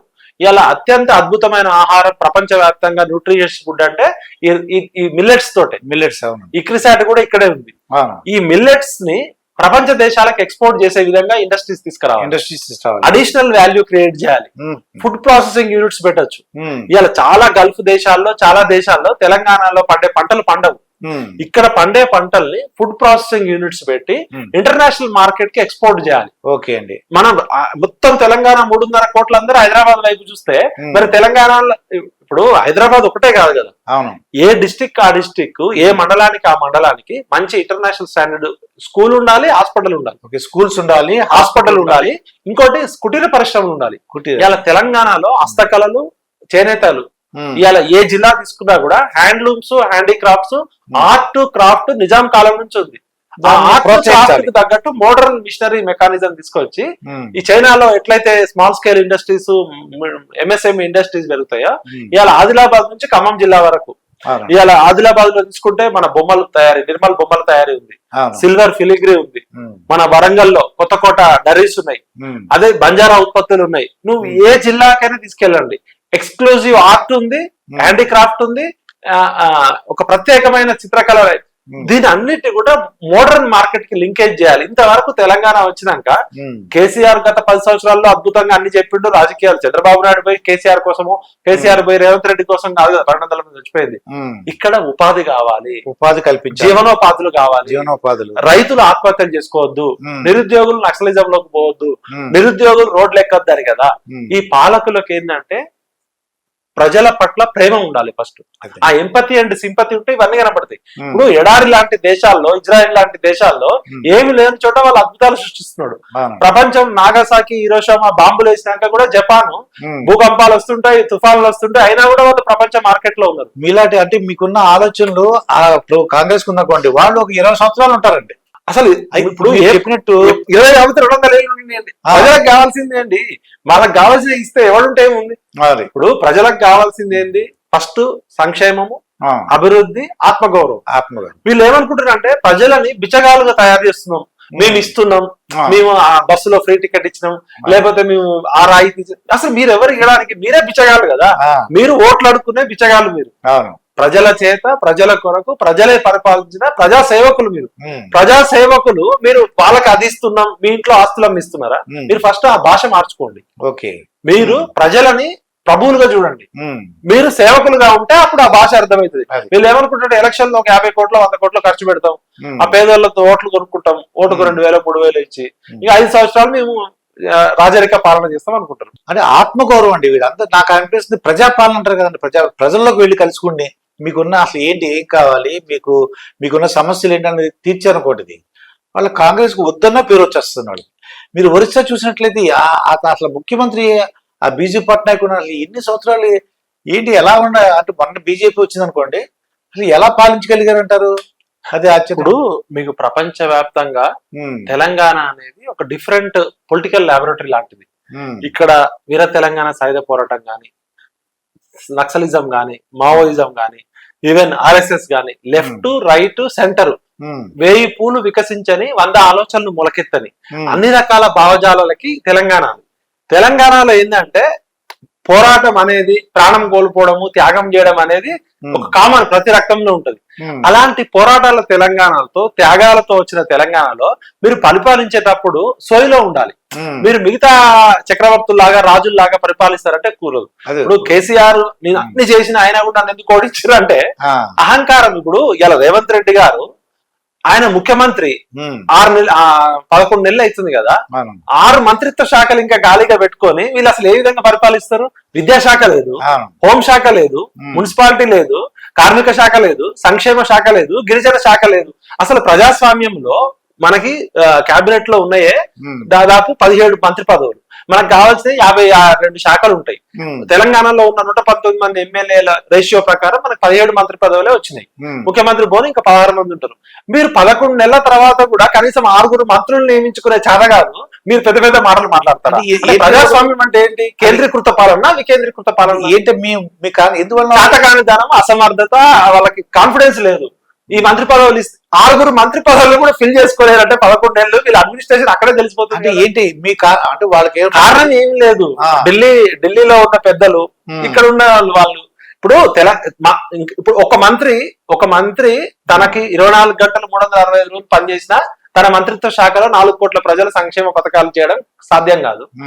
రేవంత్ రెడ్డి సూపర్ మ్యానా, హీ మ్యానా, శక్తి మ్యానా? ఆయన ఒక్కడు ఎన్ని మంత్రి పదవులు చేయగలుగుతాడు? పాపం ముఖ్యమంత్రి పని ఆయనే చేయాలి, పిసిసి అధ్యక్షుడి పని మొదటిదాకా ఆయనే చేయాలి, ఎవడేమన్నా ఆయనే మాట్లాడాలి, హోంమంత్రి పని ఆయనే చేయాలి, విద్యాశాఖ మంత్రి ఆయనే పని చేయాలి, కార్మిక శాఖ ఆయనే చేయాలి, గిరిజన శాఖ ఆయన మనిషా లేకపోతే ఆయన దేవుడా? అంటే ఎందుకు అంటే వీళ్ళ అభద్రత. ఈ 6 మంత్రి పదవులు కూడా ఇచ్చేస్తే ఇక ఎమ్మెల్యేలు వేరే పార్టీ వాళ్ళు ఎత్తుకపోతారేమో. అభద్రతతో పరిపాలించేటోడు ఏం పరిపాలన? ఎప్పుడు ఆశ చూపిస్తే బెల్లం చూపిస్తే ఈగలు ఉంటాయి. ఓహో మాకు మంత్రి పదవి ఇప్పుడు ఏదో కోట శ్రీనివాసరావు కనుక కోడిని వేలాడదీసినట్టు. అలాగే అంటే ఇక్కడే తెలిసిపోతుంది. మీరు 11 నెలలు అయినాక కనీసం ఉన్న 17 మంది మంత్రుల్ని ఫిల్ చేయలేరు, మీరు పెద్ద పెద్ద మాటలు మాట్లాడుతున్నారు. మీకు ఫస్ట్ మీ మాట్లాడే తీరు, మీ భాష అంటే కేవలం భాషే కాదు, మీ ఆలోచన విధానం, మీ పరిపక్వత, మీ అవగాహన, మీ యొక్క ఫిలాసఫీ అంతా రిఫ్లెక్ట్ అవుతుంది. కేసీఆర్ మాట్లాడిన రోజులు కేసీఆర్ ని అహంకారి గడిల దొరన్నాం. మరి మీరు మాట్లాడుతున్నప్పుడు ఏమంటున్నారు? ఇవాళ రేవంత్ రెడ్డి ఎల్బీ స్టేడియం లో ప్రమాణ స్వీకారం చేసిన దగ్గర నుంచి 11 నెలల్లో ఆయన పాతాళంలో పడిపోయింది. అది సంక్షేమ పథకాల వల్లనో 6 గ్యారంటీల వల్లనో కాదు, ఆయన మాట్లాడే భాష వల్ల, ఆ వ్యవహార శైలి వల్ల. ఇప్పుడు నువ్వు చిన్న వయసులో ముఖ్యమంత్రి పదవి వచ్చింది, అసలు అన్నిటికీ మేయర్ పని నువ్వెందుకు చేస్తున్నావు? హైదరాబాద్ లో హైడ్రా అది ఎవరు చేయాలి? మేయర్ చేయాలి. ఇలా ప్రపంచంలో నగరాల్లో మున్సిపల్ అడ్మినిస్ట్రేషన్ గానీ, ఈ లోకల్ బాడీస్, పంచాయతీ రాజ్, ఒక మేయర్ పని నువ్వే చేస్తున్నావు. హైదరాబాద్ లో కార్పొరేటర్ పని నువ్వే చేస్తున్నావు, సర్పంచుల పని నువ్వే. అంటే పవర్ మొత్తం కూడా సెంట్రలైజ్ చేస్తున్నావు. కేసీఆర్ ని మనం తిట్టింది అందుకే కదా. ముఖ్యమంత్రి అనేటోడికి 2 కొమ్ములు లేవు, 4 చేతులు ఎక్కువ లేవు. Is a council of cabinet minister లో ఒక కెప్టెన్ అంటాడు. కెప్టెన్ ఒక్కడే మొత్తం ఆయన బౌలింగ్ చేస్తాడు, ఆయన బ్యాటింగ్ చేస్తే మరి టీం ఎందుకుంటే. కాంగ్రెస్ పార్టీలో పెద్ద క్రైసిస్ ఏమైందంటే ఏది మాట్లాడినా పాపం రేవంత్ రెడ్డి గారు ఒక్కరే స్పందించాల్సి వస్తుంది. టిఆర్ఎస్ పార్టీలో గానీ మిగతా పార్టీలో మాటలు సంధించేటోళ్ళు, విమర్శలు తిప్పికొట్టేటోళ్ళు చాలా మంది ఉన్నారు. కేసీఆర్, కేటీఆర్, కవిత, హరీష్ రావు, వాళ్ళకు ఒక టీం ఉంది. ఇలా కాంగ్రెస్ పార్టీలో పాపం రేవంత్ రెడ్డి పరిస్థితి, సీనియర్లు ఏమో ఈయన ఎక్కడ పడిపోతాడా అని గుట్టరాకల్లాగా కూర్చున్నారు. ఈయనేమో పాపం ప్రతిదీ ఈయననే మాట్లాడాల్సి వస్తుంది. దాంతో రోజు మాట్లాడితే ఏముంటది? దొలతనం బయటపడుతుంది. ఇలా కేసీఆర్ రోజు ఎందుకు రాడు? ఆయన ఎప్పుడు ఏమంటారంటే, కేసీఆర్ నిన్నే చూశాను, ఆయన కేసీఆర్ ఎందుకు బయట రావట్లేదు అంటే ఆయన అంటే గోడ తగిలించిన గన్ అట్టండి. కేసీఆర్ ఎందుకు బయట రావట్లేదు? కేసీఆర్ గోడకు తగిలించిన గన్న ఎక్స్పైరీ అయిపోయిన టాబ్లెట్ లో పక్కకు పెట్టాడు. ఆయనకు ప్రజలు కరువు గాల్చి వాదం పెట్టారు, ఆయన ఫామ్ హౌస్ లో కూర్చోబెట్టారు, ప్రతిపక్ష నేత ఇచ్చారు. నువ్వు ముఖ్యమంత్రి పని చేస్తున్నావా, ప్రతిపక్ష నాయకుడు పని చేస్తున్నావా, హోమ్ మినిస్టర్ పని చేస్తున్నావా? అసలు ఒకటి 24 గంటల్లో 8 గంటలు నిద్రకపోతే 16 గంటలు పని చేసి ఇన్ని శాఖలు నీ దగ్గర ఎందుకు పెట్టుకున్నావు? అంటే నువ్వు కనీసం ఉన్న శాఖలు అక్కడే ఫస్ట్ ఫెయిల్యూర్ ఉంది. సెకండ్ వచ్చేసి వీళ్ళు ప్రజలతో డైలాగ్ జరపట్లే. అది వాళ్ళతో డెమోక్రసీ. కేసీఆర్ ఎక్కడ దూరమైండు, ప్రజలకు దూరమైండు కాబట్టి ఆయనకి అధికారం దూరమైండు. రేవంత్ రెడ్డి గారు కూడా పౌర సమాజంతో గాని ప్రజలతో గాని నిత్యం చర్చలు జరిపే వాళ్ళని పెట్టుకోవాలి. ఇప్పుడు ఒక ముఖ్యమంత్రికి రాళ్ళు చెవులు అన్ని ఆయన వల్ల సాధ్యం కాదు. పోలీస్ డిపార్ట్మెంట్ ఇచ్చే ఇంటెలిజెన్స్ అనేది కొంతవరకు పనిచేస్తుంది. వాళ్ళు ఏమిటి గవర్నమెంట్ ఉద్యోగస్తులు, వాళ్ళు అనుకూలంగానే చెప్తారు. ఎవరు ముఖ్యమంత్రి ఉన్నా ఇంటెలిజెన్స్ వాళ్ళు వాళ్ళకి ఆహా ఓహో అని కొడతారు పట్రాజు లాగా. ఇక్కడ ఏంటంటే ప్రజా సంఘాలు గాని పౌర సమాజం గాని ఉద్యమకారులు గాని వీళ్ళందరితో ఒక సివిల్ సొసైటీ కౌన్సిల్ ఉండాలి. ఓకే, అది లోపించింది. కాంగ్రెస్ పార్టీ కేసీఆర్ కన్నా మెరుగ్గా ఎందుకు మేము ఆశించడం అంటే డెమోక్రసీ ఉంటది, డిస్కషన్ ఉంటది, డైలాగ్ ఉంటది, డిబేట్. నేను ఒక 25 సంవత్సరాలు జర్నలిజంలో ఉన్నా. తెలంగాణ ఉద్యమంలో ఎక్కడికి పోయినా కూడా తెలంగాణ విటలను గుర్తుపట్టి మాట్లాడతారు. నేను జైళ్లకు పోయినా, కేసులు పోయినా, నా జీవితం అయింది. నేను కేసీఆర్ లో 20-30 సార్లు కలిసినా కానీ రేవంత్ రెడ్డి గారిని ఒకసారి కూడా కలవలేకపోయినా. అంటే నువ్వు ఏదైతే కేసీఆర్ గారిని విమర్శించి గడిలో దొరన్నావో నువ్వు కూడా అక్కడ ఒక గడిలో బందీ అయిపోయాను. ఆయన వెలమ దొర పోతే రెడ్డి దొర వచ్చినట్టు. అవును, కేసీఆర్ స్వతహాగా లిటరేచర్ మీద టచ్ ఉన్నాడు, భాష మీద యాస మీద పట్టున్నాడు, 50 సంవత్సరాల అనుభవం ఉన్నాడు.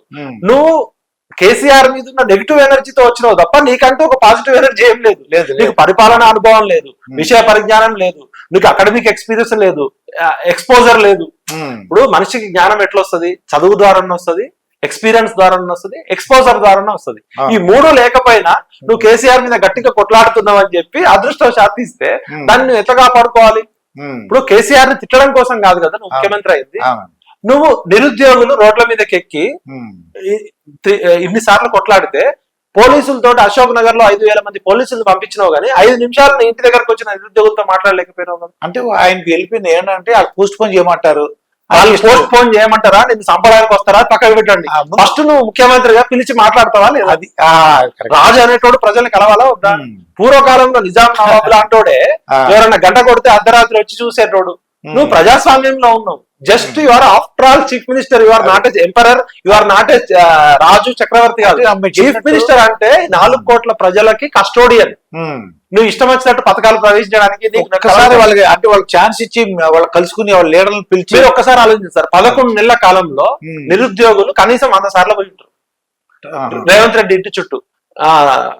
317 బాధితులు, లేకపోతే జియో నెంబర్ 46 బాధితులు, కొంగు చాపి మహిళలు అన్న రేవంత్ అన్న ఒక 5 నిమిషాలు టైం ఇవ్వమని అడిగితే లాఠీలతో కొట్టించినావు.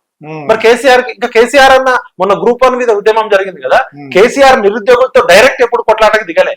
ఆయన మైండ్ గేమ్ ఆడిండు, దానికి క్యాంపస్ లోకి రానియకుండా చేసిండు తప్ప లాఠీ చార్జ్ చేయలే. ఈ 10 ఏళ్ల కాలంలో కేసీఆర్ నిరుద్యోగుల మీద అట్లా లాఠీ చార్జ్ చేయించలే. నువ్వు గ్రూప్ 1 స్థాయి నిరుద్యోగులని, గ్రూప్ 1 అంటే ఎవరు? రాష్ట్రంలోనే అత్యంత పవర్ఫుల్ పోస్ట్ లో వచ్చేటోళ్ళు, డిఎస్పీ కావచ్చు, డిప్యూటీ కలెక్టర్లు. రేపు పొద్దున నీ పాలనలో భాగమయ్యేటోళ్ళని వాళ్ళు తీవ్రవాదుల్లాగా, నక్సలైట్ లాగా ఒక్కొక్కరిని ప్రతి దెబ్బ నీ కాంగ్రెస్ పార్టీకి గుణపాఠం చెప్తుంది. కొద్దిగా ఇబ్బందిగా అహంకారం ఉన్నప్పుడు నీకు అజ్ఞానము అహంకారం రెండు తోడైతే మనిషికి అంధకారం వస్తుంది. కాబట్టి ఇప్పటికైనా 4 సంవత్సరాల సమయం ఉంది కాబట్టి ఫస్ట్ మీరు ఇమీడియట్ గా తెలంగాణలో ఉద్యమాలు అనేది సర్వసాధారణము. అసలు ఈ ఉద్యమాలు ఎందుకు వస్తున్నాయి, వాళ్ళు ఏం కోరుకుంటున్నారు అని ఒక డైలాగ్ జరపాలి కదా. జరిపి అధికారి బాబు వాళ్ళు 100 కోరికలు కోరుతారు, నువ్వు 5 చేస్తావో 10 చేస్తావో ముందు వాళ్ళని చేయాలి కదా. అది డిబేట్ అడ్డం వస్తే వాడిని చంపుతా అంటే నీకన్నా మించిన నియంత్రణని తొక్కింది తెలంగాణ. అధికారం ఎంతసేపు ఉంటుంది సార్? అధికారం ఉన్నప్పుడు మనకు అబ్బా అనిపిస్తుంది, అధికారం పోయిన క్షణం మన గన్మెన్ కూడా మనం పట్టించుకోవడం. ఇక విట్ల గారు మీరు చెప్పింది ఇందాక ఈ రేవంత్ రెడ్డి గారు ఇంటికి వెళ్ళాలని అన్నారు కదా. రేవంత్ రెడ్డి గారు ప్రైవేట్ హౌస్ లో ఉంటున్నారండి. ఆయన అంటే ప్రైవేట్ అంటే ఆయన గవర్నమెంట్ హౌస్ కాకుండా ఆయన సొంత ఇంట్లో ఉంటున్నారు. ఏంటి మీకు అబ్జెక్షన్? నేను వీడియోలో చూసా. ఎందుకుంటున్నా గవర్నమెంట్ దాంట్లో ఎందుకు లేవు? ఒక బట్టి విక్రమార్క గారిని సీతక్కని పెట్టావు, నువ్వు ఎందుకు లేవు అన్నా. నేనేమన్నానంటే ఏంటి అక్కడ ఉంటే లాభమే ఏంటి, నష్టం ఏంటి మీకు? ఇప్పుడు రేవంత్ రెడ్డి ప్రైవేట్ హౌస్ లో ఉంటుండా గవర్నమెంట్ హౌస్ లో ఉంటుండా అనేది పక్కకు పెడితే Hmm. కేసీఆర్ గారు గడీల దొరలో ఉన్నాడు. అవును. కేసీఆర్ గారు మొత్తం ఎవరిని ప్రజల్ని కలవకుండా Hmm. మొత్తం చుట్టూ ముళ్ళ కంచెలు వేసుకున్నాడు, ఇనుప కంచెలు వేసుకున్నాడు, సోలార్ ఫెన్సింగ్ వేసుకున్నాడు అని మనం 10 సంవత్సరాలు తిట్టకుండా ఉన్నాం. అవును. నువ్వు ప్రజల్ని కలవు, మంత్రులను కలవు, ఎమ్మెల్యేలను కలవు, నువ్వు అహంకారి, వెలమ ద్వారా గడిల ద్వారా తిట్టావు. నువ్వు రాగానే ఫస్ట్ రోజే కులగొట్టినావు, అందరం ఓహో ఓహో జయహో జయహో అని చప్పట్లు కొట్టినావు. చాలా మరి నువ్వు ఒక ముఖ్యమంత్రి అనేది ప్రైవేట్ పోస్ట్ కాదుగా. ఉమ్, ముఖ్యమంత్రి అనేటోడు పొద్దున్న లేచిన దగ్గర నుంచి రాత్రి పడుకునే వరకు ఏం చేస్తుండో ప్రజలకు తెలవాలి కదా. ఉమ్, నువ్వు మరి అక్కడే ఉండొచ్చు కదా, 400 కోట్ల రూపాయలు పెట్టి కట్టిన దానిలో ఉండొచ్చు కదా. అవును. అధికారిక ఇవాళ రాష్ట్రంలో అంటే అందరు ముఖ్య ఒక నిమిషం అండి, ప్రజాస్వామ్యంలో ఉమ్, ఒకసారి పబ్లిక్ లైఫ్ లోకి వచ్చినాక నీకు ప్రైవేట్ లైఫ్ అంటూ ఏముండదు. ఉండదు. శ్రీశ్రీ గారు అన్నట్టు చెప్పినట్టు ఒకసారి రోడ్డు మీద నేను ప్రజాసేవకుండా అన్నప్పుడు ఉమ్, నీ బెడ్రూమ్ విషయాలతో సహా డిస్కస్ చేస్తారు ప్రజలు. కరెక్ట్, ఎందుకంటే ఒప్పుకోవాలి. అది ప్రజాస్వామ్య స్ఫూర్తి, ప్రజలు డిస్కస్ చేస్తారు. ఎందుకంటే నువ్వు మా అందరికి సేవకుడివి. అవును. నువ్వు పొద్దున 9 గంటల నుంచి సాయంత్రం 5 గంటల వరకు అనుకో, ఉమ్, ఈ ఎవరెవరిని కలుస్తున్నావు, ఎందుకు కలుస్తున్నావు, కలవడం వల్ల ఉపయోగం ఏంది? నువ్వు పీల్చే గాలి దగ్గర నుంచి తినే తిండి దగ్గర నుంచి ప్రజలు పెట్టిన భిక్ష. నువ్వు రాజు కాదు, చక్రవర్తి కాదు, నాకు ఇష్టం వచ్చిన ఉంటాడు. ఆ. ముఖ్యమంత్రి అధికారిక నివాలయం ఉంటది, ప్రధానమంత్రికి అధికారిక నివాసం ఉంటది, ఆఫీస్ ఉంటది. ఇవాళ బ్రిటన్ ప్రధానమంత్రి దగ్గర నుంచి అమెరికా దగ్గర నుంచి నాకు సొంత ఇల్లు ఉంది నువ్వు ఉంటా అంటే కుదరదు. అవును. ఎందుకంటే ట్రాన్స్పరెన్సీ ఉండాలి. ఉమ్, ఒక ముఖ్యమంత్రిని ఎవరు కలుస్తున్నారు, ఉమ్, ఎవరు వెళ్తున్నారు, ఎవరు బయటికి వస్తున్నారు. నేను ఉమ్, కేసీఆర్ ఇంత తిట్టినాం కదా, ఆడ ఆ ప్రగతి భవన్ దగ్గర ఒక 20 మంది మీడియా వాళ్ళు ఉంటే ఉమ్. ఎవరు లోపలికి వెళ్ళిర్రు, ఎవరు బయటకు వచ్చిర్రు, ఏం చెప్పారు క్లియర్ గా తెలిసేది. అని ఇప్పుడే ఇవాళ మొత్తం అసలు రేవంత్ రెడ్డి ఇంటికి చుట్టూ 2 కిలోమీటర్ల వైపు మొత్తం దుర్భేద్యమైన కోట పెట్టి మీడియా వాళ్ళకి యాక్సెస్ లేదు, నిరుద్యోగులకు యాక్సెస్ లేదు. ఆయన రావాలనుకున్న వాళ్ళు కలవాలనుకున్న వాళ్ళకే ఉంది, మీడియా కూడా తెలవట్లేదు ఎవరు ఎక్కువ పోతున్నది. సరే ఆయన ఉండొచ్చు, ఆయన సొంత ఇల్లు, ఆయనకి ఏదైనా వాస్తు కారణాలు ఉండొచ్చు, లేదా ప్రైవేట్ గా. నేను ఏమంటున్నా అంటే ప్రజలను కలవాలి కదా, సెక్రటరియట్ నువ్వు ఎందుకు కలవట్లే మరి? లేకపోతే రాజశేఖర రెడ్డి గారు అదే ఇప్పుడు ఉన్న దగ్గరే ఉండేవాళ్ళు కదా, అందరినీ వారానికి ఒక 2 సార్లు ఇప్పుడు ప్రజా దర్బార్ అని పెట్టారు, ప్రగతి ప్రజాభవన్ అని పేరు పెట్టారు. మరి వారానికి ఒకసారి ముఖ్యమంత్రి పోవాలి కదా, రోజు పోకపోయినా. ఇప్పుడు రాజశేఖర రెడ్డి గారు ప్రతిరోజు కలిసేవాళ్ళు. ఏముంది, ఒక గంట సమయం ప్రజల్ని కలిసి పోయేదేముంది, అంతకన్నా పీపుడు పని ఏముంటది ముఖ్యమంత్రి? ప్రజల్ని కలవడానికి కన్నా ఇంకా ఏం పని ఉంటది? ప్రజల్ని కలవడం ఫస్ట్ ప్రయారిటీ కదా. ఇప్పుడు నీ మంత్రులు కలుస్తున్నారా మరి? నువ్వు కలవకపోతే నీ మంత్రులు కలవరు. ఏదో తూతూ మంత్రంగా ఒక రోజు ఇట్లా నిలబడ్డాడు, అందరు వచ్చిర్రు, ఫోటోలైనా అందరు చప్పట్లు కొట్టారు. ఎన్ని వేల అప్లికేషన్లు వచ్చినాయి, ఎన్ని పరిష్కారం అయినాయి, ఎన్ని పెండింగ్ లో ఉన్నాయి? ఒకసారి 11 నెలల కాలంలో మీరు ప్రజా పాలన అంటున్నారు కదా, కొన్ని కోట్ల అప్లికేషన్లు వచ్చినాయి. వచ్చిన అప్లికేషన్ల కోసం మళ్ళా పోతే అప్లికేషన్ దొరకట్లే. ఇప్పుడు ముఖ్యమంత్రి గారు ఎక్కడ ఉంటున్నాడు, సమస్యలు పరిష్కారం అవుతున్నాయా లేదా? ఇవాళ అంగన్వాడీ టీచర్లు రోడ్ల మీదకి ఎక్కుతారు, నిరుద్యోగులు రోడ్ల మీదకి ఎక్కారు, జీవో నెంబర్ 46 వాళ్ళు రోడ్డు మీదకి ఎక్కారు, 317 వాళ్ళు రోడ్డు మీదకి ఎక్కారు, కానిస్టేబుల్ రోడ్డు మీదకి ఎక్కారు. ఇంత పెద్ద తెలంగాణ ఉద్యమంలో జరిగిన 14 సంవత్సరాల్లో కూడా పోలీస్ డిపార్ట్మెంట్ యూనిఫామ్ వాళ్ళు ఎప్పుడు రోడ్డుకి ఎక్కలే. ఇలా రోడ్డుకి ఎక్కని వాళ్ళు ఎవరు 11 నెలల కాలంలో? అంటే ఎక్కడో లోపం ఉందని అర్థమవుతుంది కదా. అంటే రోజు పేపర్ చదువుతుంటే టీవీ చూస్తుంటే అర్థం కావట్లేదా? దీని సమస్య పరిష్కారం ఏంటంటే ప్రజాస్వామ్యంలో ప్రజలని కలుస్తూ ఉండాలి. నువ్వు ఎంత గొప్పగా పరిపాలన చేసినా కూడా ప్రజల్ని కలవడం అనేది ప్రాథమిక బాధ్యత. అది కలవడం వల్ల ప్రజలకు ఏమైందంటే వాళ్ళకు ఒక ఎమోషనల్ అటాచ్మెంట్ ఏర్పడుతుంది. అరే నేను రేవంత్ రెడ్డికి నా సమస్య చెప్పుకున్నా, లేదా పలానా మంత్రికి నువ్వెట్లా యథా రాజా తదా ప్రజ అన్నట్టు ముఖ్యమంత్రి దాన్ని సీరియస్ గా తీసుకోకుండా ఫోటో పోజ్ లాగా చేస్తే మిగతా మంత్రులు కూడా తూతు మంత్రంగా చేస్తున్నారు. అక్కడ ఉన్న ఆఫీసర్లు కూడా లేదు ముఖ్యమంత్రి గారు వస్తారు అడుగుతారనే భయం ఉంటే కింద క్లర్క్ దగ్గర వరకు అట్లే ఉంటుంది. ఇదేదో పబ్లిసిటీ స్టంట్ అనుకుంటే అంతే ఉంటుంది. ఇప్పుడు బ్యూరోక్రసీ అనేది మనం ముళ్ళుగర పెట్టి కుచ్చితేనే నడుస్తుంది, మంత్రి స్ట్రిక్ట్ ఉంటే ఉంటది. ఇక విట్ల గారు మూసీ గురించి తెలుసుకుందాం అనుకుంటున్నాం అండి. వీళ్ళేమో మేము వద్దంటారు, వాళ్ళేమో కావాలంటుంటారు. కాంగ్రెస్ ప్రభుత్వమో మూసీ నదిని ఒక ప్యూర్ గా చేసేస్తాం అంటున్నారు. ఏం చేద్దాం ఉంటారు అంటే బీఆర్ఎస్ వాళ్ళేమో అది మూసీ ఏం చేయడానికి వీళ్ళు అంటున్నారు. మీరు అంటే తెలంగాణ ఉద్యమకారులుగా మనం ప్రజెంట్ మూసీ నది గురించి డిస్కస్ చేసే ముందు అసలు బ్యాక్గ్రౌండ్ తీసుకుంటే మూసీ నది అనేది తెలంగాణలోనే పుట్టి తెలంగాణలోనే ఎండ్ అయ్యే నది. ఇది జీవనది కాదు. ఓకే, మన అనంతగిరి కొండల్లో రామలింగేశ్వర స్వామి దగ్గర ఉన్న టెంపుల్లో ఉన్న నీటి కొలంలో ఊటలోంచి వచ్చి ఒక చిన్న పాయలాగా వచ్చి నదిలాగా వస్తుంది. మూసీ నదికి ఎందుకు ప్రక్షాళన చేయాలనుకుంటున్నారు, ఎందుకు సుందరీకరణ చేయాలనుకుంటున్నారు, ఎందుకు పునరుజ్జీవనం చేయాలనుకుంటున్నారు? అసలు ఫస్ట్ మీరు ఏం చేయాలనుకుంటున్నారు? సుందరీకరణ అంటే ఒక ఫిలాసఫీ ఉంటది. ఓకే, సుందరీకరణ అంటే ఏంటి? మనం ఇప్పుడు సపోజ్ ఇంట్లో తినడానికి తిండి, ఉండడానికి ఇల్లు, కట్టుకోవడానికి బట్టలు, మంచి ప్రమాణం ఉన్నప్పుడు అప్పుడు మేకప్ వేసుకుంటాం. అవును. ముందు అంటే అన్ని కంఫర్ట్ బేసిక్ నెసెసిటీస్ అన్ని అయిపోయినాక సుందరీకరణ, బ్యూటిఫికేషన్ అంటే లగ్జరీ కోసం. లండన్ ఆర్థికంగా అభివృద్ధి చెందిన దేశాలు టూరిజం అట్రాక్ట్ చేయడం కోసమో, లేకపోతే వాళ్ళకి ఆల్రెడీ ప్రజల జీవన ప్రమాణాలు పెరిగినాయి, ఆర్థిక స్థితి ఉంది కాబట్టి బ్యూటిఫికేషన్ కార్యక్రమంకి వెళ్తారు. ఫస్ట్ మూసీ నది సుందరీకరణ అని చెప్తూ కొట్టాలి. సుందరీకరణ అనే ఫిలాసఫీ మనకు సెట్ కాదు, అది వాళ్ళ అవగాహన లోపము, వాళ్ళ పిచ్చితుగులకు. సెకండ్, ప్రక్షాళన అంటే ఏంది? బాగు చేసుకోవడం. అది అత్యంత అవసరం. నది పాడైపోయింది, బాగు చేసుకోవడం అత్యంత అవసరం. నదిని పునరుజ్జీవం చేయడం. పునరుజ్జీవనం అంటే ఏమిటి? తిరిగి యథాతథ స్థితికి తీసుకురావడం. ఈ ప్రపంచంలో ఏది నదినా ఒక 400 ఏళ్ళలో 4000 సంవత్సరాల క్రితమో ఉన్న నదిని మళ్ళీ తిరిగి తీసుకురావడం సాధ్యమవుతుందా? అంటే ప్రక్షాళన కింద లెక్క అవుతుంది. ఇప్పుడు మూసీ నది చేయాల్సింది ఏంటంటే, వీళ్ళు పేర్లు మాట్లాడేటప్పుడు ఏది పడితే అది మాట్లాడకూడదు. మీరు సుందరీకరణ చేస్తామంటే మీ అవగాహన లోపము, మన ఆర్థిక పరిస్థితికి సెట్ కాదు. పునరుజ్జీవం అనేది ప్రకృతిని తిరిగి పునరుజ్జీవం చేయడం ఎవరి వల్ల కాదు, సృష్టించిన దేవుడు వల్ల తప్ప. ప్రక్షాళన ఓకే, ప్రక్షాళన చేయాలి. ప్రక్షాళన చేయాలంటే ఏం చేయాలి? మూసీ నదిలో ఎందుకు మూసీ నది మూసీ నదిని అసలు ఎందుకు ప్రక్షాళన చేయాలి? మూసీ నది పుట్టినప్పుడు ఇంత లేదు కదా, ఓ 50 సంవత్సరాల క్రితం 60 సంవత్సరాల క్రితం మూసీ నది నీళ్ళు తాగిరు కదా. మూసీ నది ప్రత్యేకత ఏంటంటే, మూసీ నది పుట్టిన జన్మస్థానం ఏదైతుందో అక్కడ అనంతగిరి కొండల్లో, దామగుండం అడవుల్లో 3000 రకాల హెర్బల్ ప్లాంట్స్ ఉన్నాయి. దేశంలోనే కాదు, ప్రపంచంలోనే ఒక బయోడైవర్సిటీ సెంటర్ అది. హెర్బల్ ప్లాంట్స్ ఉన్నాయి. ఆ మూసీ నది వర్షం నీళ్లు పడ్డప్పుడు ఆ మూసీ నది పరివాహక ప్రాంతంలో ఇంకి ఆ చెట్ల వేర్లు, ఈ హెర్బల్ ప్లాంట్స్ వేర్లకి తగిలి ఆ చెట్ల ఆకులు నదిలో పడవడం వల్ల ఆ నీళ్ళల్లో ఒక మెడిసినల్ వాల్యూస్ ఉన్నాయి.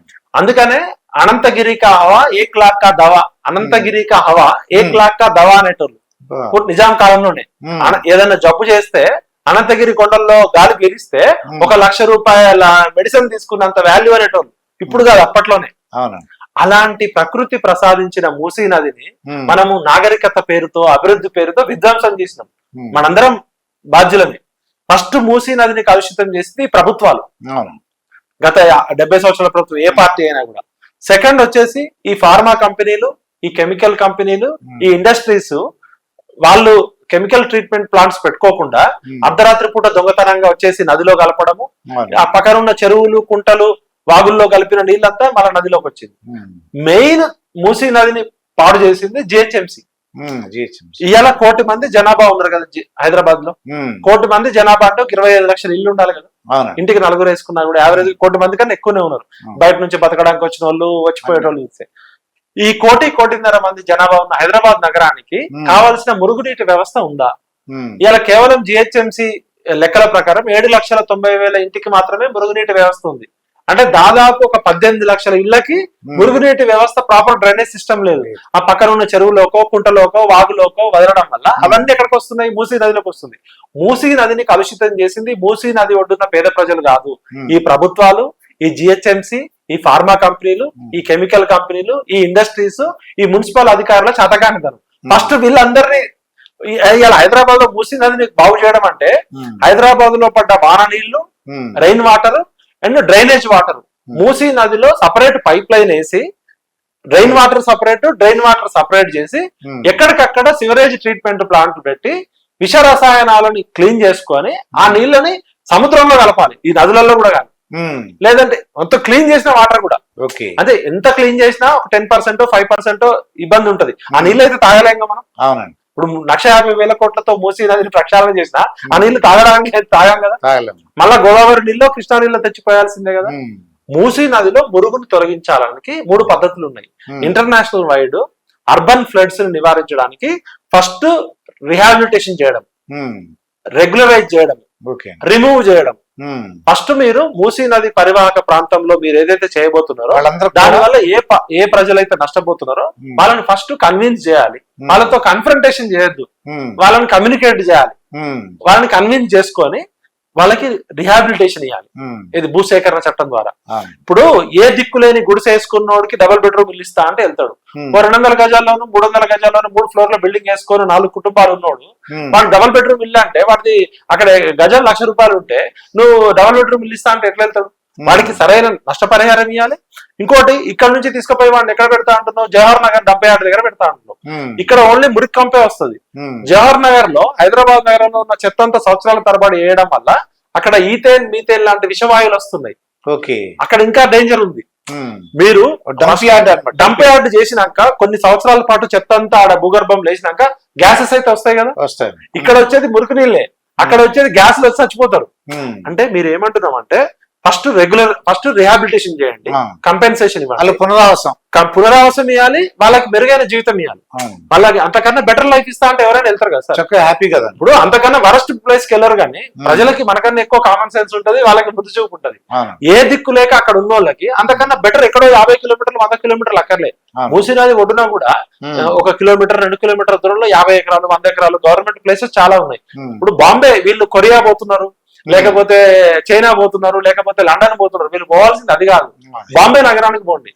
బాంబేలో అంబానీ ఇల్లు ఉంటది, అంబానీ ఇంటి పక్కనే మధ్య తరగతి వాడు ఉంటాడు, పేదవాడు ఉంటాడు. నగరం అంటే అన్ని రకాల ప్రజలు ఉండాలి. ఇప్పుడు పెద్ద పెద్ద ఆకాశ అరణ్యాలు కడతాం, 100 అంతస్తుల బిల్డింగ్లు. ఆ అంతస్తుల బిల్డింగ్ లో పనిచేసే లిఫ్ట్ బాయ్ గానీ, వాచ్మ్యాన్ గానీ, ఐళ్ళల్లో పనిచేసే వాళ్ళు ఎక్కడి నుంచి రావాలి?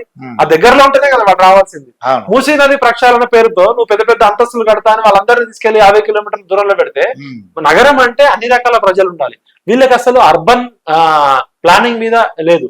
బాంబే సిటీలో 10 రూపాయల వడాపావు తిని బతికేటోడు బతుకుతాడు, 100 రూపాయల బతుకుతాడు, 1000 రూపాయల బతుకుతాడు. అన్ని రకాల ప్రజలు ఉంటారు, మురికి వాడలు కూడా ఉంటాయి. వాళ్ళు ఏం చేసిరంటే ఈ బాంబే నగరంలో మూతపడ్డ టెక్స్టైల్ మిల్స్ ఉన్నాయి కదా, ఆ టెక్స్టైల్ మిల్స్ ని మూతపడ్డాక పెద్ద పెద్ద ఇండస్ట్రియలిస్టులు కొనుక్కొని వాటిని ప్లాట్లుగా చేసుకుంటే, ఆ టెక్స్టైల్ మిల్స్ లో పనిచేసిన కార్మికుల కోసం గవర్నమెంట్ ప్రైవేట్ కలిసి 20 అంతస్తులు 30 అంతస్తుల బిల్డింగ్లు కట్టించింది. అక్కడ ఉన్న కార్మికులు కూడా అక్కడే ఉంటారు నగరంలోనే. అప్పుడే ఆ ఎకో సిస్టమ్ ఉంటది, నగరం అందరికీ ఉంటది. నగరం అంటే పేదోళ్ళు ఉండొద్దు, మధ్యతరగతి ప్రజలు ఉండొద్దు, ఓన్లీ ధనికులే ఉండాలంటే అది నగరం కాదు. వీళ్ళ పర్స్పెక్టివ్ మారాలి, వీళ్ళ ఫిలాసఫీ మారాలి. అందుకనే ఫస్ట్ చెత్తను తీసేయాలంటే 1000 కోట్లు అవసరం అవుతాయి. దానిలో ఫ్రెష్ వాటర్, గోదావరి వాటర్ గానీ కృష్ణా వాటర్ గానీ పోయాలంటే ఇంకో 1000 కోట్లు అవసరం అవుతాయి. ఆ నదిలో ఉన్న విష రసాయనాలను గానీ వాటర్ ని ట్రీట్మెంట్ చేయాలంటే ఒక 5000 కోట్లు అవసరం అవుతాయి. తిప్పి కొడితే ఒక 10,000 కోట్లతోటి నదిలో ఫ్రెష్ వాటర్ వస్తుంది, నదిలో ఉన్న మురికిపోతుంది, నదిలో ఉన్న వాటర్ ని సీవరేజ్ ట్రీట్మెంట్ ప్లాట్లు పెంచవచ్చు. ఇది ఒక 10,000 కోట్లతో అయిపోయినాక సమస్య అంతా కూడా బ్రిడ్జిలు కట్టాలి, ఎక్కడికక్కడ బ్రిడ్జిలు కట్టి చెక్ డ్యాములు కట్టుకోవచ్చు. Check dams. ఇప్పుడు మనకి గోదావరి నీళ్లు సపోజ్ కొండపోచమ్మ సాగర్ ఉంది, కొండపోచమ్మ సాగర్ 650 ఫీట్ల హైట్ లో ఉంది. అక్కడ నుంచి తీసుకొచ్చి ఎక్కడ పోయాలి? మన ఉస్మాన్ సాగర్, హిమాయత్ సాగర్, అవి 7 టీఎంసీలు, అవి 550 ఫీట్ లో ఉంటాయి. అంటే గ్రావిటీ ద్వారా నీళ్ళు వచ్చేస్తాయి, దానికి ఏం లిఫ్ట్ ఇరిగేషన్ అక్కర్లే, నేచురల్ గా వచ్చేస్తాయి తక్కువ ఖర్చుతోటి. ఆ 7 టీఎంసీలు నిండినాక కూడా ఈ మూసీ నది మీద ఒక 20 చోట్ల చెక్ డ్యామ్లు కట్టుకుంటే ఎక్కువ వాటర్ వచ్చినప్పుడు ఒక చెక్ డ్యామ్ నిండాక ఇంకో చెక్ డ్యామ్ పైన బ్రిడ్జిలు కడతాం, కింద చెక్ డ్యామ్ లో ఫ్రెష్ వాటర్ ఉంటది. అంతకన్నా అద్భుతమైన సుందరీకరణ ఏముంటది? చాలా బాగుంది, మీరు చెప్పిన ఐడియా బాగుంది. ఇప్పుడు తక్కువ ఖర్చుతో ఫస్ట్ నదిలో పూడిక తీసివేయడము, నదిలో ఉన్న కాలుష్యాన్ని తొలగించడము, నదిలోకి కొత్తగా కెమికల్స్ రాకుండా చూసుకోవడము, నదిలో సిటీలో నుంచి వచ్చే డ్రైనేజ్ మొత్తాన్ని సపరేట్ పైప్ లైన్స్ పెట్టి వేరే దగ్గర తీసుకుపోవడం, నదిలో కలపకుండా. దీనికి ఏమి 150,000 కోట్లు అవసరం లే, లక్షల కోట్లు అవసరం లే. ప్లస్ ఈ సుందరీకరణ ఏదైతే అంటున్నారో, నది గర్భం ఒక 100 మీటర్ల 300 మీటర్ల తీసుకొని అటు ఒక 50 మీటర్లు ఇటు ఒక 50 మీటర్లు రోడ్ వేసుకొని గ్రీనరీ పెంచుకోవచ్చు. దానికి ఇన్ని లక్షల కోట్లు అవసరమని ఎవరు చెప్పారు? ఫస్ట్ అసలు ఈ మూసీ నదికి ఫీజిబిలిటీ రిపోర్ట్ ఏంటి? ఏ ప్రాజెక్ట్ చేయాలన్నా మీకు ఫీజిబిలిటీ రిపోర్ట్ ఉండాలి కదా. సాధ్యాసాధ్యాలు, మనం ఇంత ఖర్చు పెడుతున్నాం, ఎంతవరకు సాధ్యమవుతుంది, ప్లస్ తర్వాత డీటెయిల్డ్ ప్రాజెక్ట్ రిపోర్ట్ ఉండాలి కదా. మీకు ఫీజిబిలిటీ రిపోర్ట్ లేదు, డీటెయిల్డ్ ప్రాజెక్ట్ రిపోర్ట్ లేదు. ఒక రోజు ఏమో 50,000 కోట్లు అంటారు, అంటే ఒక రోజు ఏమో 1,00,000 కోట్లు చెప్పినట్టు చాలా తక్కువ అయిపోతుంది. మరి సలహాదారులు వేసుకుంటే నన్ను పక్కకు పెట్టండి సార్. ప్రభుత్వానికి అలా ఇంత మాట్లాడుతున్నారు కదా, ప్రభుత్వానికి ఎన్విరాన్మెంట్ అడ్వైజర్ ఎవరు? మూసీ నదికి 150,000 కోట్లు పెడతా అంటున్నారు కదా, హైడ్రా అని ఇంత చేస్తున్నారు కదా. మీ తెలంగాణ ప్రభుత్వానికి, ముఖ్యమంత్రి గారికి ఎన్విరాన్మెంట్ అడ్వైజర్ ఎవరు? ఎకాలజీ అడ్వైజర్ ఎవరు? ఈ వాటర్ ఎక్స్పర్ట్ అడ్వైజర్ ఎవరు? ఈ అర్బన్ ఫ్లడ్స్, నగరాల్లో వరదలు రాకుండా నివారించడానికి ఉన్న ఎక్స్పర్ట్ అడ్వైజర్ ఎవరు? ఇప్పుడు మొన్న ముఖ్యమంత్రి గారు ఒక ప్రెజెంటేషన్ ఇచ్చారు. ఆ ప్రెజెంటేషన్ లో మొత్తం ప్రపంచంలోనే ప్రసిద్ధి గాంచిన కన్సల్టెంట్లు, ఆర్కిటెక్ట్ కంపెనీలు అందరూ, ఇంజనీర్లు వచ్చి పెద్ద పెద్ద బిల్డింగ్లు చూపించారు. ఇక్కడ మనకి ఈ మూసీ నది ప్రాజెక్టు కి ఇలా ఉండాల్సింది ఎవరంటే, ఆ కమిటీలో first environmental ecology experts, biodiversity experts, health experts, water experts, lakes experts, ఈ నదులలో పూడికలు తీసిన పనిచేసిన సాంకేతిక నిపుణులు, వీళ్ళు ఎవరు కనపడట్లే. ఎవడో ల్యాప్టాప్ పట్టుకొని వచ్చేసి 4 ఆర్కిటెక్ట్ గ్రాఫిక్లు పెట్టి రియల్ ఎస్టేట్ బ్రోకర్ లాగా డబ్బులు ఇస్తే ఏముంది సార్, ఇంజనీరింగ్ నైపుణ్యంతో డబ్బులు ఇస్తే ఎలాంటి ప్లేస్ లో అయినా ఎలాంటి బిల్డింగ్ అయినా కట్టొచ్చు. ఇలా ఎడారిలో బిల్డింగ్లు కట్టట్లేదా? దుబాయ్ లో సముద్రాల్లో బిల్డింగ్లు కట్టట్లేదా? బిల్డింగ్లు కట్టేటోళ్ళని సివిల్ ఇంజనీర్లను తీసుకొచ్చి నదిని ప్రక్షాళన చేయాలనుకున్నప్పుడు అసలు ఫస్ట్ దాన్ని అర్థం చేసుకోవాలి. అంటే మీ అవగాహనలో లోపం ఉంది, మీ ఫిలాసఫీలో లోపం ఉంది. మీరు ఇంకోసారి సుందరీకరణ అంటే ప్రజలు చెప్తూ కొడతారు. కడుపులో క్యాన్సర్ పెట్టుకొని ముఖానికి మేకప్ వేసుకుంటావారా అలాగా? ఇప్పుడు ఇంట్లో అన్నం లేదురా నాయన అంటే మేకప్ వేసుకుంటా ముఖానికి అందరూ తంటారా? అదే విధంగా నదిని పునరుజ్జీవం చేయాలంటే ఓ 400 సంవత్సరాల క్రితం నుంచి ఉన్న నదిని మన ఆధునిక నాగరికత పేరుతో విధ్వంసం చేసి ప్రక్షాళన చేయొచ్చు, పూర్వ స్థితికి తీసుకురావడానికి ట్రై చేయొచ్చు. యాజ్ ఇట్ ఈస్ తీసుకురాలేదు. నది అంటే ఒక నీళ్లే కాదు, దాని చుట్టూ ఉన్న ఎకో సిస్టమ్, బయోడైవర్సిటీ, దానిలో ఉన్న ఆక్వాకల్చర్, దానికి ఉన్న హెర్బల్ వాల్యూస్ తీసుకురాగలుగుతాం. నది పుట్టిన ప్రదేశంలోనే నువ్వు ప్రాజెక్టులు తీసుకొచ్చి కూర్చించకపోయావు. ఈ నదిని కాపాడింది పేద ప్రజలే. ఈ మూసీ నది పక్కన ఒడ్డునున్నోళ్ళు నదిని మింగలే. నదిని మింగింది పెద్ద పెద్ద ఫార్మా కంపెనీ వాళ్ళు, ఇండస్ట్రియలిస్టులు. ఆ నదిలో పడే చెత్తను ఏరుకొని, ఆ ప్లాస్టిక్ ని ఏరుకొని వాళ్ళు ఇంకా కొంచెం ప్లాస్టిక్ ని తగ్గించారు. ఆ నదిలో కొట్టుకొచ్చే వాటిని, నదిలో పడ్డ సామాన్లని, ఇనుప ముక్కల్ని, చెత్తను ఏరుకొని చెత్త రాకుండా చూసిరు వాళ్ళు. మాట్లాడితే పోలీసులను తీసుకుపోయి మూసీ నది వాళ్ళతో ఆక్రమణదారుల. ఇలా మూసీ నది ఒక 300 మీటర్లు అనుకోండి. నది మంచిదే కానీ ఒక పద్ధతిలో చేయమంటున్నారు. మూసీ నదిని ప్రక్షాళన చేయాల్సిందే ఖచ్చితంగా, సరైన పద్ధతిలో. మూసీ నది పేరు మీద రియల్ ఎస్టేట్ దందా చేయకండి. అది మీకు మూసీ నది బఫర్. ఇప్పుడు నదికి FTL ఉండదు, వీళ్ళకి ఏందో FTL అంటే ఫుల్ ట్యాంక్ లెవెల్ చెరువుకు ఉంటది. నదికి రివర్ బెడ్ ఉంటది. నది గర్భం తర్వాత బఫర్ జోన్ 30 మీటర్లో 50 మీటర్లో. ఇప్పుడు గత 100 సంవత్సరాల క్రితం ఒకసారి వరదలు వచ్చినాయి. వరదలు ఎప్పుడు వచ్చినాయి? ఉస్మాన్ సాగర్, హిమాయత్ సాగర్ లేనప్పుడు మొత్తం వరద అంతా డైరెక్ట్ నగరంలోకి వచ్చింది. ఇప్పుడు మోక్షగుండం విశ్వేశ్వరయ్య గారు ఇచ్చిన ప్లాన్ తోటి 2 రిజర్వాయర్లు వచ్చింది, 7 TMC నీళ్లు నిల్వ చేసుకోవచ్చు. సెకండ్, ఒక ఫిరంగి నాలా అనేది నగరంలోకి వరద రాకుండా డైరెక్ట్ ఇబ్రాహీంపట్నంలోకి వెళ్ళేటట్టు కెనాల్, అదే నాలాల సిస్టమ్ ఉంది. 99.99% ఎప్పటికీ కూడా మూసీ నది వల్ల హైదరాబాద్ ప్రమాదం లేదు. ప్రమాదం వల్ల ఈ అభివృద్ధి పేరుతో మూసీ నదిని మింగడమే. గతంలో చంద్రబాబు నాయుడు గారు కూడా అవగాహన లేకుండా ముఖ్యమంత్రి అయినప్పుడు ఈ మూసీ కాలువ అని చెప్పి ఆయన ఏం చేసి నందనవనం అనే ప్రాజెక్టుతో చాలా మందికి తెలియదు. నేను అప్పుడే జర్నలిజంలో ఎంటర్ అయినా. మూసీ నదిని ఇంకా మట్టి పెట్టి పూడ్చేసి చేసి అక్కడ చెట్లు ఇట్లా పార్కుల్లాగా చేస్తే ఒక కోట్ల రూపాయలు ఖర్చు పెట్టారు. కొన్ని నెలలకే వరద వచ్చింది, మొత్తం కొట్టుకుపోయింది. అది నదే, జీవనదే, అది కాలువ తెలుసుకోకుండా. ఇప్పుడు హైకోర్టు బిల్డింగ్ ఉంది, మంచి మంచి పురాతన సాలార్జంగ్ మ్యూజియం ఉంది. ఈ సిటీ నది ఒడ్డున మంచి ప్లేస్ ఆక్రమిస్తే పెద్ద పెద్ద బిల్డింగ్లు కట్టే అభివృద్ధి అనుకుంటున్నారు. అది మన దేశానికి, మన తెలంగాణకి సూటబుల్ అయ్యే అభివృద్ధి చేసుకోవాలి. ఎవరైనా కూడా ఇప్పుడు హైదరాబాద్ నగరంలో ల్యాండ్ ఇంకా చాలా ఉంది, అక్కడ మాత్రమే పెద్ద పెద్ద బిల్డింగ్లు కట్టాలని లేదు. మీరు ప్రజలని భాగస్వామ్యులు చేయండి, ప్రజల్ని లబ్ధిదారులుగా మార్చండి, గ్రామ సభలు పెట్టండి, అక్కడికి పోయి బస్తీలలో మాట్లాడండి. పోలీసులను తీసుకుపోయి RBX అని మీ ఇల్లుంది, మీరు మూసీ నదికి ఎక్కడో 1/2 కిలోమీటర్ దూరంలో, కిలోమీటర్ దూరంలో ఉంటారు, అక్కడ ఎక్కడ వాసన రాదు, మీరు హ్యాపీగా ఉన్నారు. రాత్రిపూట పోలీసులు వచ్చేసి మీ ఇంటికి RBX అని రాసేసి రేపు పొద్దున కూలగొడతాం, ఖాళీ చేయాలంటే మీ పరిస్థితి ఏంది? చాలా ఇబ్బందిగా పడుతుంది. కరెక్ట్ కాదు కదా అది. మీరు నిజంగా అక్కడ ఇబ్బంది ఉంటే, మాకు ఈ మూసీ నది మురికంపు భరించలేకపోతున్నాం, మా పిల్లలకి రోగాలు వస్తున్నాయి, దోమలు, ఇవి ఉండలేము నాయన, మాకు మెరుగైన జీవితం ఏమని అడుగుతారు కదా, ప్రజలే అడుగుతారు కదా. అక్కడ 900 ఎంక్రోచ్మెంట్స్ ఉన్నాయి మూసీ నది బెడ్ లో. ఇవాళ మరి అట్లా అంటే ఆసియాలోనే పెద్ద బస్ స్టాండ్ అయినా imli bus stand, Mahatma Gandhi bus stand Musi నది పక్కనే ఉంది. అది కట్టింది ఎవరు? సార్? ప్రభుత్వమే కదా. మూసీ నదికి ఇంత జరుగుతుందని తెలిసినా కూడా మూసీ నది గర్భాన్ని గ్యాంగ్ రేప్ చేసి పిల్లర్లు వేసి మెట్రో స్టేషన్ కట్టింది ఎవడు? ప్రభుత్వమే కదా. ఇలా మూసీ నది ఒడ్డున ఎన్ని ప్రభుత్వాలు ఉన్నాయి అంటే ప్రభుత్వాలకేమో రూల్స్ ఏమి ఉండవు. ఆ పేదోడు పాపం 100 గజాల్లోనో 150 గజాల్లోనో 1950 నుంచి ఉంటున్నారండి. వాళ్ళు పాపము కష్టపడి కరెంట్ కనెక్షన్ ఇచ్చింది నువ్వే, రిజిస్ట్రేషన్ చేసింది నువ్వే, మున్సిపల్ ట్యాక్స్ వసూలు చేసింది నువ్వే, నల్లా కనెక్షన్ ఇచ్చింది నువ్వే, కమ్యూనిటీ హాల్ పెట్టింది నువ్వే, ఓట్ల కోసం పోయింది మీరే. మరి ఇవన్నీ రెగ్యులరైజ్ చేసినాక వాళ్ళు ఆక్రమణదారులు ఎట్లయితారు? అంటే ఈ ప్రక్షాళన ప్రొసీడ్ అవ్వచ్చు కానీ ఇమీడియట్ గా చేయాలి. అది గతంలో చంద్రబాబు నాయుడు గారు చేశారు, రాజశేఖర రెడ్డి గారు చేశారు, కేసీఆర్ గారు కూడా చేశారు. ఇది కొత్తగా ఇప్పుడే వచ్చింది కాదు. ప్రతి ప్రభుత్వం వచ్చినప్పుడు ఈ డ్రామా నడుస్తూనే ఉంటాయి. కొన్ని 100 కోట్లు 1000 కోట్లు ఖర్చు పెడతారు, తర్వాత ఏమీ ఉండదు. మూసీ నదిలో 1% మురికి కూడా పోలేదు. వాసన కూడా పోలేదు. వీళ్ళందరికీ ఈ న్యాయం prospect చేస్తూ మారాలి. వీళ్ళందరికీ న్యాయం చేస్తూ దాని ప్రక్షాళన ఎలా చేద్దాం ఉంటారు? సింపుల్ సార్, చాలా simple. Common sense. ఇప్పుడు మన ఇంటి ముందు కాలువ ఉంటే కాలువలో మనం మట్టి తీసుకోమా? మట్టి తీసుకుంటాం. మనం అంత పల్లెటూరు నుంచి వచ్చిన వాళ్ళమే కదా, కాలువలో మట్టి తీసుకుంటాం కదా. మూసీ నదిలో 60 సంవత్సరాల నుంచి పూడుకున్న సాఫ్ట్ సిల్ట్ ఉంది, అది తీసేయాలి ఫస్ట్. తీసేసి దాన్ని ఎక్కడో ఊరికి దూరంగానో ఎక్కడో దాన్ని చాలా జాగ్రత్తగా, దానిలో విష రసాయనాలు ఉన్నాయి, 49 రకాల విష రసాయనాలు ఉన్నాయి, దాన్ని జాగ్రత్తగా చేయడం ఒకటి.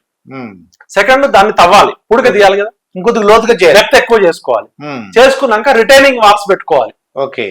Basic common sense. మన రైతు కుటుంబాల నుంచి వచ్చిన వాళ్ళమే కదా, దీనికి 1,50,000 కోట్లు అవసరం అయితే చేసుకున్నాక, ఇది జీవనది కాదు కాబట్టి గోదావరికి ఫ్రెష్ వాటర్ రావాలి కాబట్టి కొండపోచమ్మ సాగర్ నుంచి మనం గ్రావిటీ ద్వారా వాటర్ తెచ్చుకుంటే 1,000 కోట్లతో ఫ్రెష్ వాటర్ వచ్చేస్తాయి.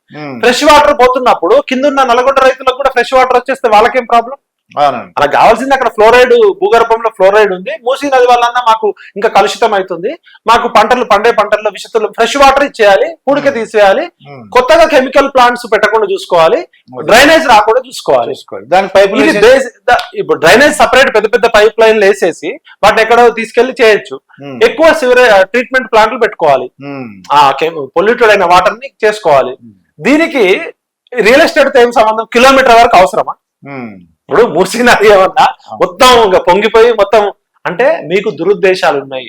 మూసీ నది ఒడ్డునున్న విలువైన స్థలాలని కబ్జా చేసి వాటిని ప్రైవేట్ కంపెనీలకు అంటగట్టి కోట్ల రూపాయలు సంపాదించడానికి దందా ఉందనేది అర్థమవుతుంది. అది వాళ్ళకి తెలియక కాదు. ప్రజలు ఏముంది, ఏదో ఒక అభివృద్ధి పేరుతో కొత్త కథ చెప్పి ఒక్కొక్క ఆయన వస్తాడు, ఒక్కొక్క కథ చెప్తాడు. ఒక ఆయన కాళేశ్వరం కథ చెప్పిండు, గత ముందు ఆయన నందనంద కథ చెప్పిండు. మీకు ప్రజల పట్ల చిత్తశుద్ధి లేదు, ప్రజలని గొర్రెలు అనుకుంటున్నారు. ప్రజలు తెలియగలరు, కామన్ సెన్స్ ఉంది. మనకన్నా ఎల్లయ్యకి మల్లయ్యకి ఉండే కామన్ సెన్స్ ఉంటే చాలు. దీనికి ఏ పెద్ద అద్భుతమైన శాస్త్రం అక్కర్లే. ఇంకోటి, ప్రపంచ ప్రఖ్యాతిగాంచిన 5 కన్సల్టెన్సీలు వచ్చి ఇక్కడ మూసీ నదిలో పూడిక తీయాల్సిన అవసరం లేదు. హైదరాబాద్ మెట్రో వాటర్ వర్క్స్ వాళ్ళు అద్భుతమైన ఇంజనీర్లు ఉన్నారు, వాళ్ళు చేయగలుగుతారు. మనం ఎంతసేపు విదేశాలకు పోవడం, దాన్ని చూసి పులిని చూసి నక్కవాత పెట్టుకోవడం. మీరు ఫస్ట్ బాంబే పోండి, బాంబే మురికి వాడల్ని ఎట్లా క్లీన్ చేసుకున్నారు, బాంబేలో ఎట్లాంటి ప్రాజెక్టులను ఎట్లా చేసుకున్నారు, బాంబే నగరంలో పేదవాళ్ళు, ధనికులు, మురికి వాడల్లో ఉండే వాళ్ళు అందరు కలిసి స్టడీ చేసి పేద ప్రజలని తరలించడం కోసం కాదు, మీరు లాస్ట్ కు చేయండి. తప్పనిసరి పరిస్థితి అయితే ఇక ఆ బిల్డింగ్ కొడితే తప్ప మనం మూసీ నదిని కాపాడలేము అనుకున్నప్పుడు లాస్ట్ లో చేయాలి రిమూవల్ అనేది. మీరు ఫస్ట్ చేయాల్సిన పని లాస్ట్ చేయాల్సిన పని ఫస్ట్ చేస్తున్నారు. Rehabilitation and compensation, regularization and remove, అది ఇంటర్నేషనల్ స్టాండర్డ్. దాని ప్రకారం చేయాలని కోరుతున్నా. కానీ ప్రజల్ని భయభ్రాంతులు చెక్కకండి. బుల్డోజర్ అడ్డం వస్తే చంపేస్తా, తొక్కుతా, పండబెడతా అనేది ముఖ్యమంత్రి గారు మాట్లాడాల్సిన భాష కాదు. దయచేసి రేవంత్ అన్న, ఇంకా నీకు 4 సంవత్సరాల సమయం ఉంది, మీరు మంచిగా పేరు తెచ్చుకోవాలని కోరుకుంటున్నా. ఇక ఆంధ్ర విషయాలకు వస్తే మనకి అక్కడ జగన్మోహన్ రెడ్డి గారి యొక్క అధికారం పోయిందండి. పవన్ కళ్యాణ్ గారు డిప్యూటీ సీఎం అయ్యారు. చంద్రబాబు నాయుడు గారు కూడా అమరావతి, పోలవరం కూడా పరిగెలెట్టిస్తున్నారు అంటున్నారు. అలాగో మనకు ఒక అంటే ఒక సోదరులు ఎలా విడిపోతారో అలా విడిపోయాం, అది ఆంధ్ర కానీ తెలంగాణ కానీ. అయితే మీకు కొద్దిగా నాలెడ్జ్ ఉంటుంది, మీరు సీనియర్ జర్నలిస్ట్ కాబట్టి మీకు నాలెడ్జ్ ఉంటుంది. అక్కడ ఇప్పుడు ఉన్న మీకు వచ్చిన ఇన్ఫర్మేషన్ ఎలా ఉందంటారు పవన్ కళ్యాణ్ గారి గురించి ఒకసారి చెప్పండి ముందు. టు బి ఫ్రాంక్ చెప్పాలంటే, నేను ఆంధ్ర పాలిటిక్స్ మీద అధ్యయనం చేసేయడానికి నాకు సమయం దొరకట్లేదు. నాకు ఉన్న ఈ తెలంగాణ ఇష్యూస్ తోటి నాతో సరిపోతుంది. కొద్దిగా తెలిసిన విషయాలు. పవన్ కళ్యాణ్ గారు వ్యక్తిగతంగా నేను 2-3 సార్లు కలిశాను కాబట్టి, హీఈస్ ఏ ఫిలాసఫర్. ఆయనకి ప్రజల పట్ల ప్రేమ ఉంది, ప్రజల జీవితాలను బాగు చేయాలనే అందరికన్నా ఎక్కువ తపన ఉంది, బాధ ఉంది, ఆర్తి ఉంది. కాబట్టి ఒక నాయకుడికి ఉండాల్సింది ఏంది, ప్రజల పట్ల ఎంపతి అండ్ సింపతి ఉండాలి. అది ఉన్నప్పుడు, ఇప్పుడు చేయాలనే ఉద్దేశం, మంచి చేయాలనే ఉద్దేశం ఉన్నప్పుడు ఏదో విధంగా మనసుంటే మార్గం ఉంటది. కాబట్టి కాకపోతే ఆంధ్రాకి ఏంటంటే హైదరాబాద్ నగరంలో ఉన్నంత ట్యాక్స్ కలెక్షన్ లేదు. హైదరాబాద్ నగరం ఉండడం వల్ల తెలంగాణకు అడ్వాంటేజ్ అయింది. ధనిక రాష్ట్రము ఇక్కడ వీళ్ళు అవగాహన లోపం వల్ల, వీళ్ళ అహంకారం వల్ల లక్షల కోట్లు అప్పు చేశారు. ఇలా ఆంధ్రప్రదేశ్ ని చంద్రబాబు నాయుడు గారికి ఉన్న అనుభవం కావచ్చు, ఆయన బేసికల్ గా ఎకనామిస్ట్, ఆయన విజనరీ లీడర్ కాబట్టి వీళ్ళిద్దరు కాంబినేషన్ లో మెయిన్ అగ్రికల్చర్ ఎకానమీ తప్ప వేరే సోర్స్ ఆఫ్ ఇన్కమ్ లేదు వాళ్ళకి. అక్కడ ఇండస్ట్రీస్ రావాలి, సర్వీస్ సెక్టర్ పెరగాలి, టూరిజం పెరగాలి. కోస్తా ప్రాంతం, విపరీతమైన కోస్తా ప్రాంతం ఉన్నది, విస్తారమైన కోస్తా ప్రాంతం ఉంది. ఆక్వాకల్చర్ పెరగాలి, ఎకో టూరిజం పెరగాలి. టూరిజం ని ఇంటర్నేషనల్ స్థాయిలో తీసుకెళ్తే అక్కడ ఇన్కమ్ సోర్స్ వచ్చేది ఉంది. ఈ కులాల కొట్లాటలు, ఈ పంచాయతీలు అన్ని పోయి ఆంధ్రాలో ప్రజలు ఎందుకు మన జగన్ కి బుద్ధి చెప్పారు, ఈయన ఎంతసేపు సంక్షేమం అని ప్రజల్ని పిచ్చగాలు చేస్తున్నాడు, అభివృద్ధి అనేది శూన్యం అయిపోయిందని చెప్పి యూత్ మొత్తం గానీ చదువుకున్న వాళ్ళంతా కూడా బుద్ధి చెప్పారు. ఉమ్, నేను ఏమంటున్నా అంటే చంద్రబాబు నాయుడు గారికి ఉన్న అనుభవము, విజనరీ, పవన్ కళ్యాణ్ గారికి ఉన్న చరిష్మా, ఆయనకి ప్రజల పట్ల ఉన్న అంకిత భావము ఉమ్, ఖచ్చితంగా ఒక గాడిలో పెట్టాలి. దానికి కేంద్ర ప్రభుత్వం కూడా ప్రత్యేక నిధులు ఇవ్వాలి. అవును. ఎందుకంటే ఇలా హైదరాబాద్ తెలంగాణ విడిపోయినప్పుడు ఉమ్, సర్ప్లస్ స్టేట్ తో తెలంగాణ వచ్చింది. అవును. ఆంధ్రప్రదేశ్ కి ఆదాయ వనరులు లేవు. ఉమ్. బొమ్ బొమ్ బీర్లు, జామ్ జామ్ బీర్లు రావు. కాబట్టి నేను ఏమంటున్నా అంటే ఆంధ్రప్రదేశ్ అభివృద్ధి చెందాలి. ఆంధ్రప్రదేశ్ అనేది మొత్తం దేశానికి అన్నపూర్ణ లాంటిది. ఉమ్, అక్కడ ఆగ్రో ఇండస్ట్రీస్ పెరగాలి, ఫుడ్ ఇండస్ట్రీస్ పెరగాలి. అక్కడ ఉన్న ఆక్వాకల్చర్ కి కేంద్ర ప్రభుత్వం సపోర్ట్ చేయాలి. ఉమ్, ఈ 10 ఏళ్ల కాలంలో ఏదైతే వెనకబడ్డది అనుకుంటున్నదో ఉమ్, ఆంధ్ర డెవలప్ అయితే మనకు కూడా మంచిదే కదా. 2 తెలుగు రాష్ట్రాలు గర్వంగా, అవును. ఇప్పుడు ఎక్కడికి పోయినా మన తెలుగు జాతి మనది మనది అనుకుంటాం. సరే, తెలంగాణ ఉద్యమం అప్పుడు ఆ విషయంలో కొంత మాట్లాడుకుంటాం, అది కానీ ప్రజల మధ్య ఏం భేదాభిప్రాయాలు లేదు కదా. ఇప్పుడు ఏ ఆంధ్ర తెలంగాణ వాళ్ళు హైదరాబాద్ లో పట్టుకోలే, విజయవాడ పట్టుకోవాలి. మనం తిరుపతి పోతున్నాం, వాళ్ళు ఇక్కడ ఉంటున్నారు, మంచిగా కొన్ని వందల సంవత్సరాల నుంచి కలిసే ఉంటున్నాం. ఉమ్, ఈ రాజకీయ నాయకులు ఇచ్చిన నెరేటివ్ ఒకటి. ఉమ్, అప్పుడు తెలంగాణకి అన్యాయం జరిగిన మాట వాస్తవమే. తెలంగాణ సపరేట్ అయిపోయాక ఇద్దరు అన్నదమ్ములు విడిపోయారు, ఎవరి కాపురం వాళ్ళు నిలబెట్టుకుంటున్నారు. ఉమ్, ఆంధ్రప్రదేశ్ కున్న భౌగోళిక వనరులు, ఆంధ్రప్రదేశ్ కున్న సహజ వనరులని మోడర్న్ మార్కెట్ తోటి లింక్ చేసి ఉమ్, అక్కడ కూడా కుటీర పరిశ్రమలు తీసుకురావాలి. అక్కడ మామిడి పంట విపరీతంగా పండుతుంది, పండుతుందండి. కొబ్బరి. ఆక్వాకల్చర్ విపరీతంగా పండుతుంది, కొబ్బరి పండుతుంది. దీన్ని ఎక్స్పోర్ట్, ఇంటర్నేషనల్ ఎక్స్పోర్ట్ కి తీసుకెళ్లాలి. తీసుకెళ్ళి ప్రతి ఊర్లో కూడా కుటీర పరిశ్రమల లాగా ఫుడ్ ఇండస్ట్రీస్ రావాలి. ఉమ్, ఇప్పుడు అడిషనల్ వాల్యూ క్రియేట్ చేయాలి. అక్కడ విపరీతమైన పాడి పంట ఉంటది, ఉమ్, డైరీ కంపెనీస్ రావాలి. ఇప్పుడు టమాటాలు కేజీ ₹2 కొంటాం, కేజీ ₹50 కొన్న సందర్భాలు ఉంటాయి. అవును. ఆ పంట పండినప్పుడు దాన్ని అడిషనల్ వాల్యూ ఎట్లా క్రియేట్ చేయాలి? ఉమ్, టమాటాలు ఎండబెట్టి టమాటా పౌడర్ చేస్తున్నారు. ఉమ్, టమాటాల్ని సంవత్సరం పాటు నిల్వ ఉంచుకున్న మెకానిజం ఉంది. స్టోరేజ్ అన్ని రకాల పంటల్ని కూడా అడిషనల్ వాల్యూ క్రియేట్ చేయాలి. ఇప్పుడు మహారాష్ట్రలో డైనమిక్స్ డైరీ అని ఉంది. ఉమ్, వాళ్ళు అమూల్ కన్నా పెద్ద కంపెనీ అది. భారతదేశంలో తయారయ్యే చాక్లెట్లలో 80% అక్కడే తయారైతాయి. ఉమ్, బ్రాండింగ్ వేరు చేసుకుంటారు. శరద్ పవార్ గారు కోఆపరేటివ్ సిస్టమ్ ని బాగా డెవలప్ చేశారు. ఉమ్, అందుకని నేను ఏమంటున్నా అంటే ఆంధ్రప్రదేశ్ కున్న సహజ వనరులు, ఉమ్, ఆంధ్రప్రదేశ్ కున్న మానవ వనరులు, ఉమ్, ఆంధ్రప్రదేశ్ కున్న పొలిటికల్ విజనరీ లీడర్షిప్, ఈ మూడింటికి కేంద్ర ప్రభుత్వం ఇమీడియట్ గా ప్రత్యేకంగా కల్పిస్తే దేశానికి మంచిది. మంచిదండి. సముద్ర తీర ప్రాంతం అనేది ఒక సహజ సిద్ధమైన వనరు. మీరు వినే ఉంటారు అమరావతి గురించి. అంటే జగన్మోహన్ రెడ్డి గారు అమరావతిని అసలు ఒప్పుకోలేదు. ఇప్పుడు మళ్ళీ వాళ్ళు డెవలప్ చేస్తున్నారు. 15,000 కోట్లు కొద్దిగా కేంద్ర ప్రభుత్వం సాయం చేస్తుంది. అంటే వరల్డ్ బ్యాంక్స్ కూడా హెల్ప్ చేస్తున్నాయి అన్నమాట. అమరావతి గురించి విన్నారా లేదా అని. ఇప్పుడు ఒక రాష్ట్రానికి రాజధాని అయితే అవసరం లేదు సార్. అవసరం. ఇప్పుడు విజయవాడ నగరంలో ఉమ్, పెరిగిన అవసరాలకు తగ్గట్టు ల్యాండ్ లేదు. అవును. ఒకవైపు కొండ, ఒకవైపు నది. అవును. కాబట్టి చంద్రబాబు నాయుడు గారు ఒక విజనరీ తోటి మన సింగపూర్, మలేషియా లాగా ఒక రాజధాని ఉండాలని చెప్పి చేశారు. ఏదైనా నాకైతే అప్పుడు ఫస్ట్ హ్యాండ్ ఇన్ఫర్మేషన్ అయితే లేదు. ఉమ్, బట్ నేను చంద్రబాబు నాయుడు గారితో జర్నలిస్ట్ ఉన్నప్పుడు కలిసిన సందర్భం ఉన్నాయి, ఉమ్, పవన్ కళ్యాణ్ గారితో మాట్లాడిన సందర్భం ఉంది. కానీ వీళ్ళిద్దరు కూడా ప్రజల జీవితాలు మెరుగుపరిచి ఆర్థిక అభివృద్ధికి తీసుకురావడానికి ఉమ్, అల్టిమేట్ గా ఎంప్లాయ్మెంట్ జనరేట్ కావాలి. అవును. ఇప్పుడు ఆల్రెడీ అగ్రికల్చర్ సెక్టర్ బానే ఉంది. అవును. కావాల్సింది ఏంటంటే ఎంప్లాయ్మెంట్ సెక్టర్ కావాలి, ఐటీ సెక్టర్ డెవలప్ కావాలి, సర్వీస్ సెక్టర్ డెవలప్ కావాలి, టూరిజం సెక్టర్ డెవలప్ కావాలి, హెల్త్ ఇండస్ట్రీ డెవలప్ అయితే ఖచ్చితంగా ఆంధ్రప్రదేశ్ కి మంచి భవిష్యత్తు ఉందని. మిమ్మల్ని సీనియర్ జర్నలిస్ట్, ఎందుకంటే మీరు ఆ ఉమ్మడి ఆంధ్రప్రదేశ్ లో కూడా రిపోర్టింగ్ నుంచి స్టార్ట్ చేశారు. మీరు అక్కడ సోషల్ మీడియా అని చెప్పేసి చాలా దారుణంగా, అంటే వ్యక్తిగతంగా, అంటే ఒక అమ్మాయిలు కానీ భార్యల్ని పిల్లల్ని బూతులు అనమాట అండి. ఇప్పుడు వచ్చి క్షమించమని అడుగుతున్నారు. క్షమించచ్చా, క్షమించకూడదు అంటారు. ఇప్పుడు తప్పు ఎవరు చేసినా తప్పే. ఉమ్, ఇంకొకటి, మన వ్యక్తిగత స్వేచ్ఛ ఎంతవరకు అంటే ఉమ్, మీ కోపం నా ముక్కును తాకనంత వరకే. ఫ్రీడమ్ ఆఫ్ ప్రెస్ అనేది ఆ, మన రాజ్యాంగం ఇచ్చిన హక్కు. ఉమ్, మీకు ఫ్రీడమ్ ఆఫ్ ప్రెస్ ఉంది కదా అని ఎవరు పడితే వాళ్ళని మాట్లాడితే, ఉమ్, ఇంకా మా కేసీఆర్ గారు మంచోళ్ళు. ఒక రకంగా చెప్పాలంటే అవును. మేము విపరీతంగా తిట్టినాం కేసీఆర్ ని. ఉమ్, ఏ రోజు కూడా ఇప్పుడు ఆంధ్రాలో జరిగితే మేము ఎవరో మాట్లాడేటోళ్ళం కాదు. అవును. సరే, కొంతమంది మీద కేసులు పెట్టారు, అది ఇబ్బంది అయింది. కానీ ఉమ్, ఇప్పుడు ఆ కల్చర్ రాను తెలంగాణకు కూడా వస్తుంది. మాకు భయం అవుతుంది. అది. కులాల మధ్య కుంపటి తెలంగాణలో లేదు, ఉమ్, వ్యక్తిగత దూషాలు తెలంగాణ లేవు. లేవు. రాను ఇప్పుడు వస్తుంది కాబట్టి మాకు భయం అవుతుంది. ఉమ్, కాబట్టి అది సోషల్ మీడియా ఛానల్స్ కైనా మీడియా వాళ్ళకైనా ఉమ్, రాజ్యాంగం 19(1) ఆర్టికల్ ప్రకారం వ్యక్తిగత స్వేచ్ఛ ఎంత ఇచ్చిందంటే ఇంకొకళ్ళు వ్యక్తిగత స్వేచ్ఛను హరించే వరకే. అది. అమ్మని తిట్టడం, అక్కని తిట్టడం, బూతులు తిట్టడం, కర్మ విల్ ఫాలోస్ యూ. మనం ఏది ఇస్తే అది రిటర్న్ గిఫ్ట్ వస్తుంది. అవును. కాబట్టి దయచేసి ఒక మీడియా రంగంలో 20 ఏళ్ళు ఉన్నా కాబట్టి ఉమ్, ఫస్ట్ మీడియా అనేది స్టాండర్డ్స్ సెట్ చేయాలి. అవును. మనమే విలువలు ప్రమాణాలు దిగజారితే ప్రజలు ఇంకా దిగజారుతారు. అవునండి. ఒకటి, రాజకీయ నాయకులు మాట్లాడే భాష, ఉమ్, మీడియా ఛానల్స్ వాడే భాష అనేది చాలా ఇంపార్టెంట్. అవును. ఒక జర్నలిజం లో అసిస్టెంట్ ప్రొఫెసర్ గా పనిచేసిన అనుభవంతో చెప్తున్నా, ఉమ్, మీడియా అనేది సమాజానికి ఒక దిక్సూచి లాగా పనిచేయాలి. ఉమ్, అటు మెయిన్ స్ట్రీమ్ మీడియా పత్రికలు కానీ, టీవీ ఛానల్స్ కానీ, సోషల్ మీడియా కూడా బాధ్యత ఉంది. ఉమ్, మనం ఎంతసేపు హక్కుల గురించి మాట్లాడతాం కానీ మా బాధ్యతను మర్చిపోతాం. ఉమ్, ప్రజల జీవితాలను పెనం మించి పొయ్యిలో పడేయద్దు. అవును. ఇప్పుడు cigarette is injurious to health ఎట్లనో, the so called media is not dangerous to society అనే పరిస్థితికి తీసుకురావాలి. ఉమ్, ప్రజలకి పనికొచ్చేది వార్త, అవును. ప్రజల జీవితాలకి పనికిరాంది ఏది వార్త కాదు. వార్త కాదు. ఈ వ్యక్తిగత విషయాలు, ఈ రూమర్స్, వీటికి ప్రాధాన్యత ఇవ్వకపోతే మన విలువ మనకే పెరుగుతుంది. ఉమ్, ఇలా ప్రజలు మీడియా అంటే గౌరవం ఇచ్చుకునే పరిస్థితి నుంచి ఉమ్. చీదరించుకునే పరిస్థితికి రావద్దు. కొంతమంది వ్యక్తులు ఏం చేశారంటే అప్పుడు ఒక ఫ్యాక్టరీ లాగా, ఒక పరిశ్రమ లాగా, ఫ్యాక్టరీ లాగా, ఒక కంపెనీ లాగా పెట్టి 200 మంది 400 మంది ఎంప్లాయీస్ ని పెట్టి వీళ్ళ పని ఏంటంటే తిట్టడమే అనమాట అండి.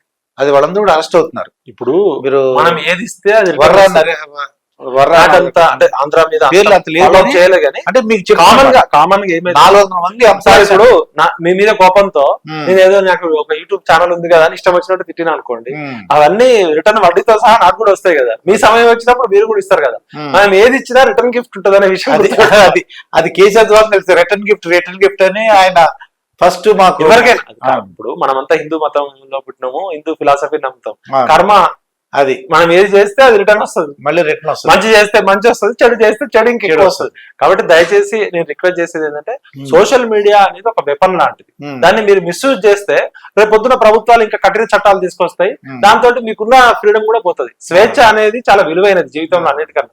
దాన్ని ఇష్టం వచ్చినట్టు వాడితే అది మీకు ఎవరి బొంద వాళ్ళు కాకున్నట్టు అవుతుంది. అంటే మీరు 20 years నుంచి అంటే అసిస్టెంట్ ప్రొఫెసర్ ఇన్ జర్నలిజం అన్నారు కాబట్టి, ఒక వాచ్మెన్ లేకపోతే ఒక గుంపు ఒక 4 కుర్రోళ్ళు ఖాళీగా ఉండి ఆ ఇంటి పక్కన ఒక గుడిసెలో ఒక అమ్మాయి ఉంటే ఆ అమ్మాయి ఖాళీగా తల్లిదండ్రులు లేకపోతే చూసి అత్యాచారం చేశారు అనుకోండి, అదే ప్రభుత్వం వైఫల్యం అవుతుందంటారా?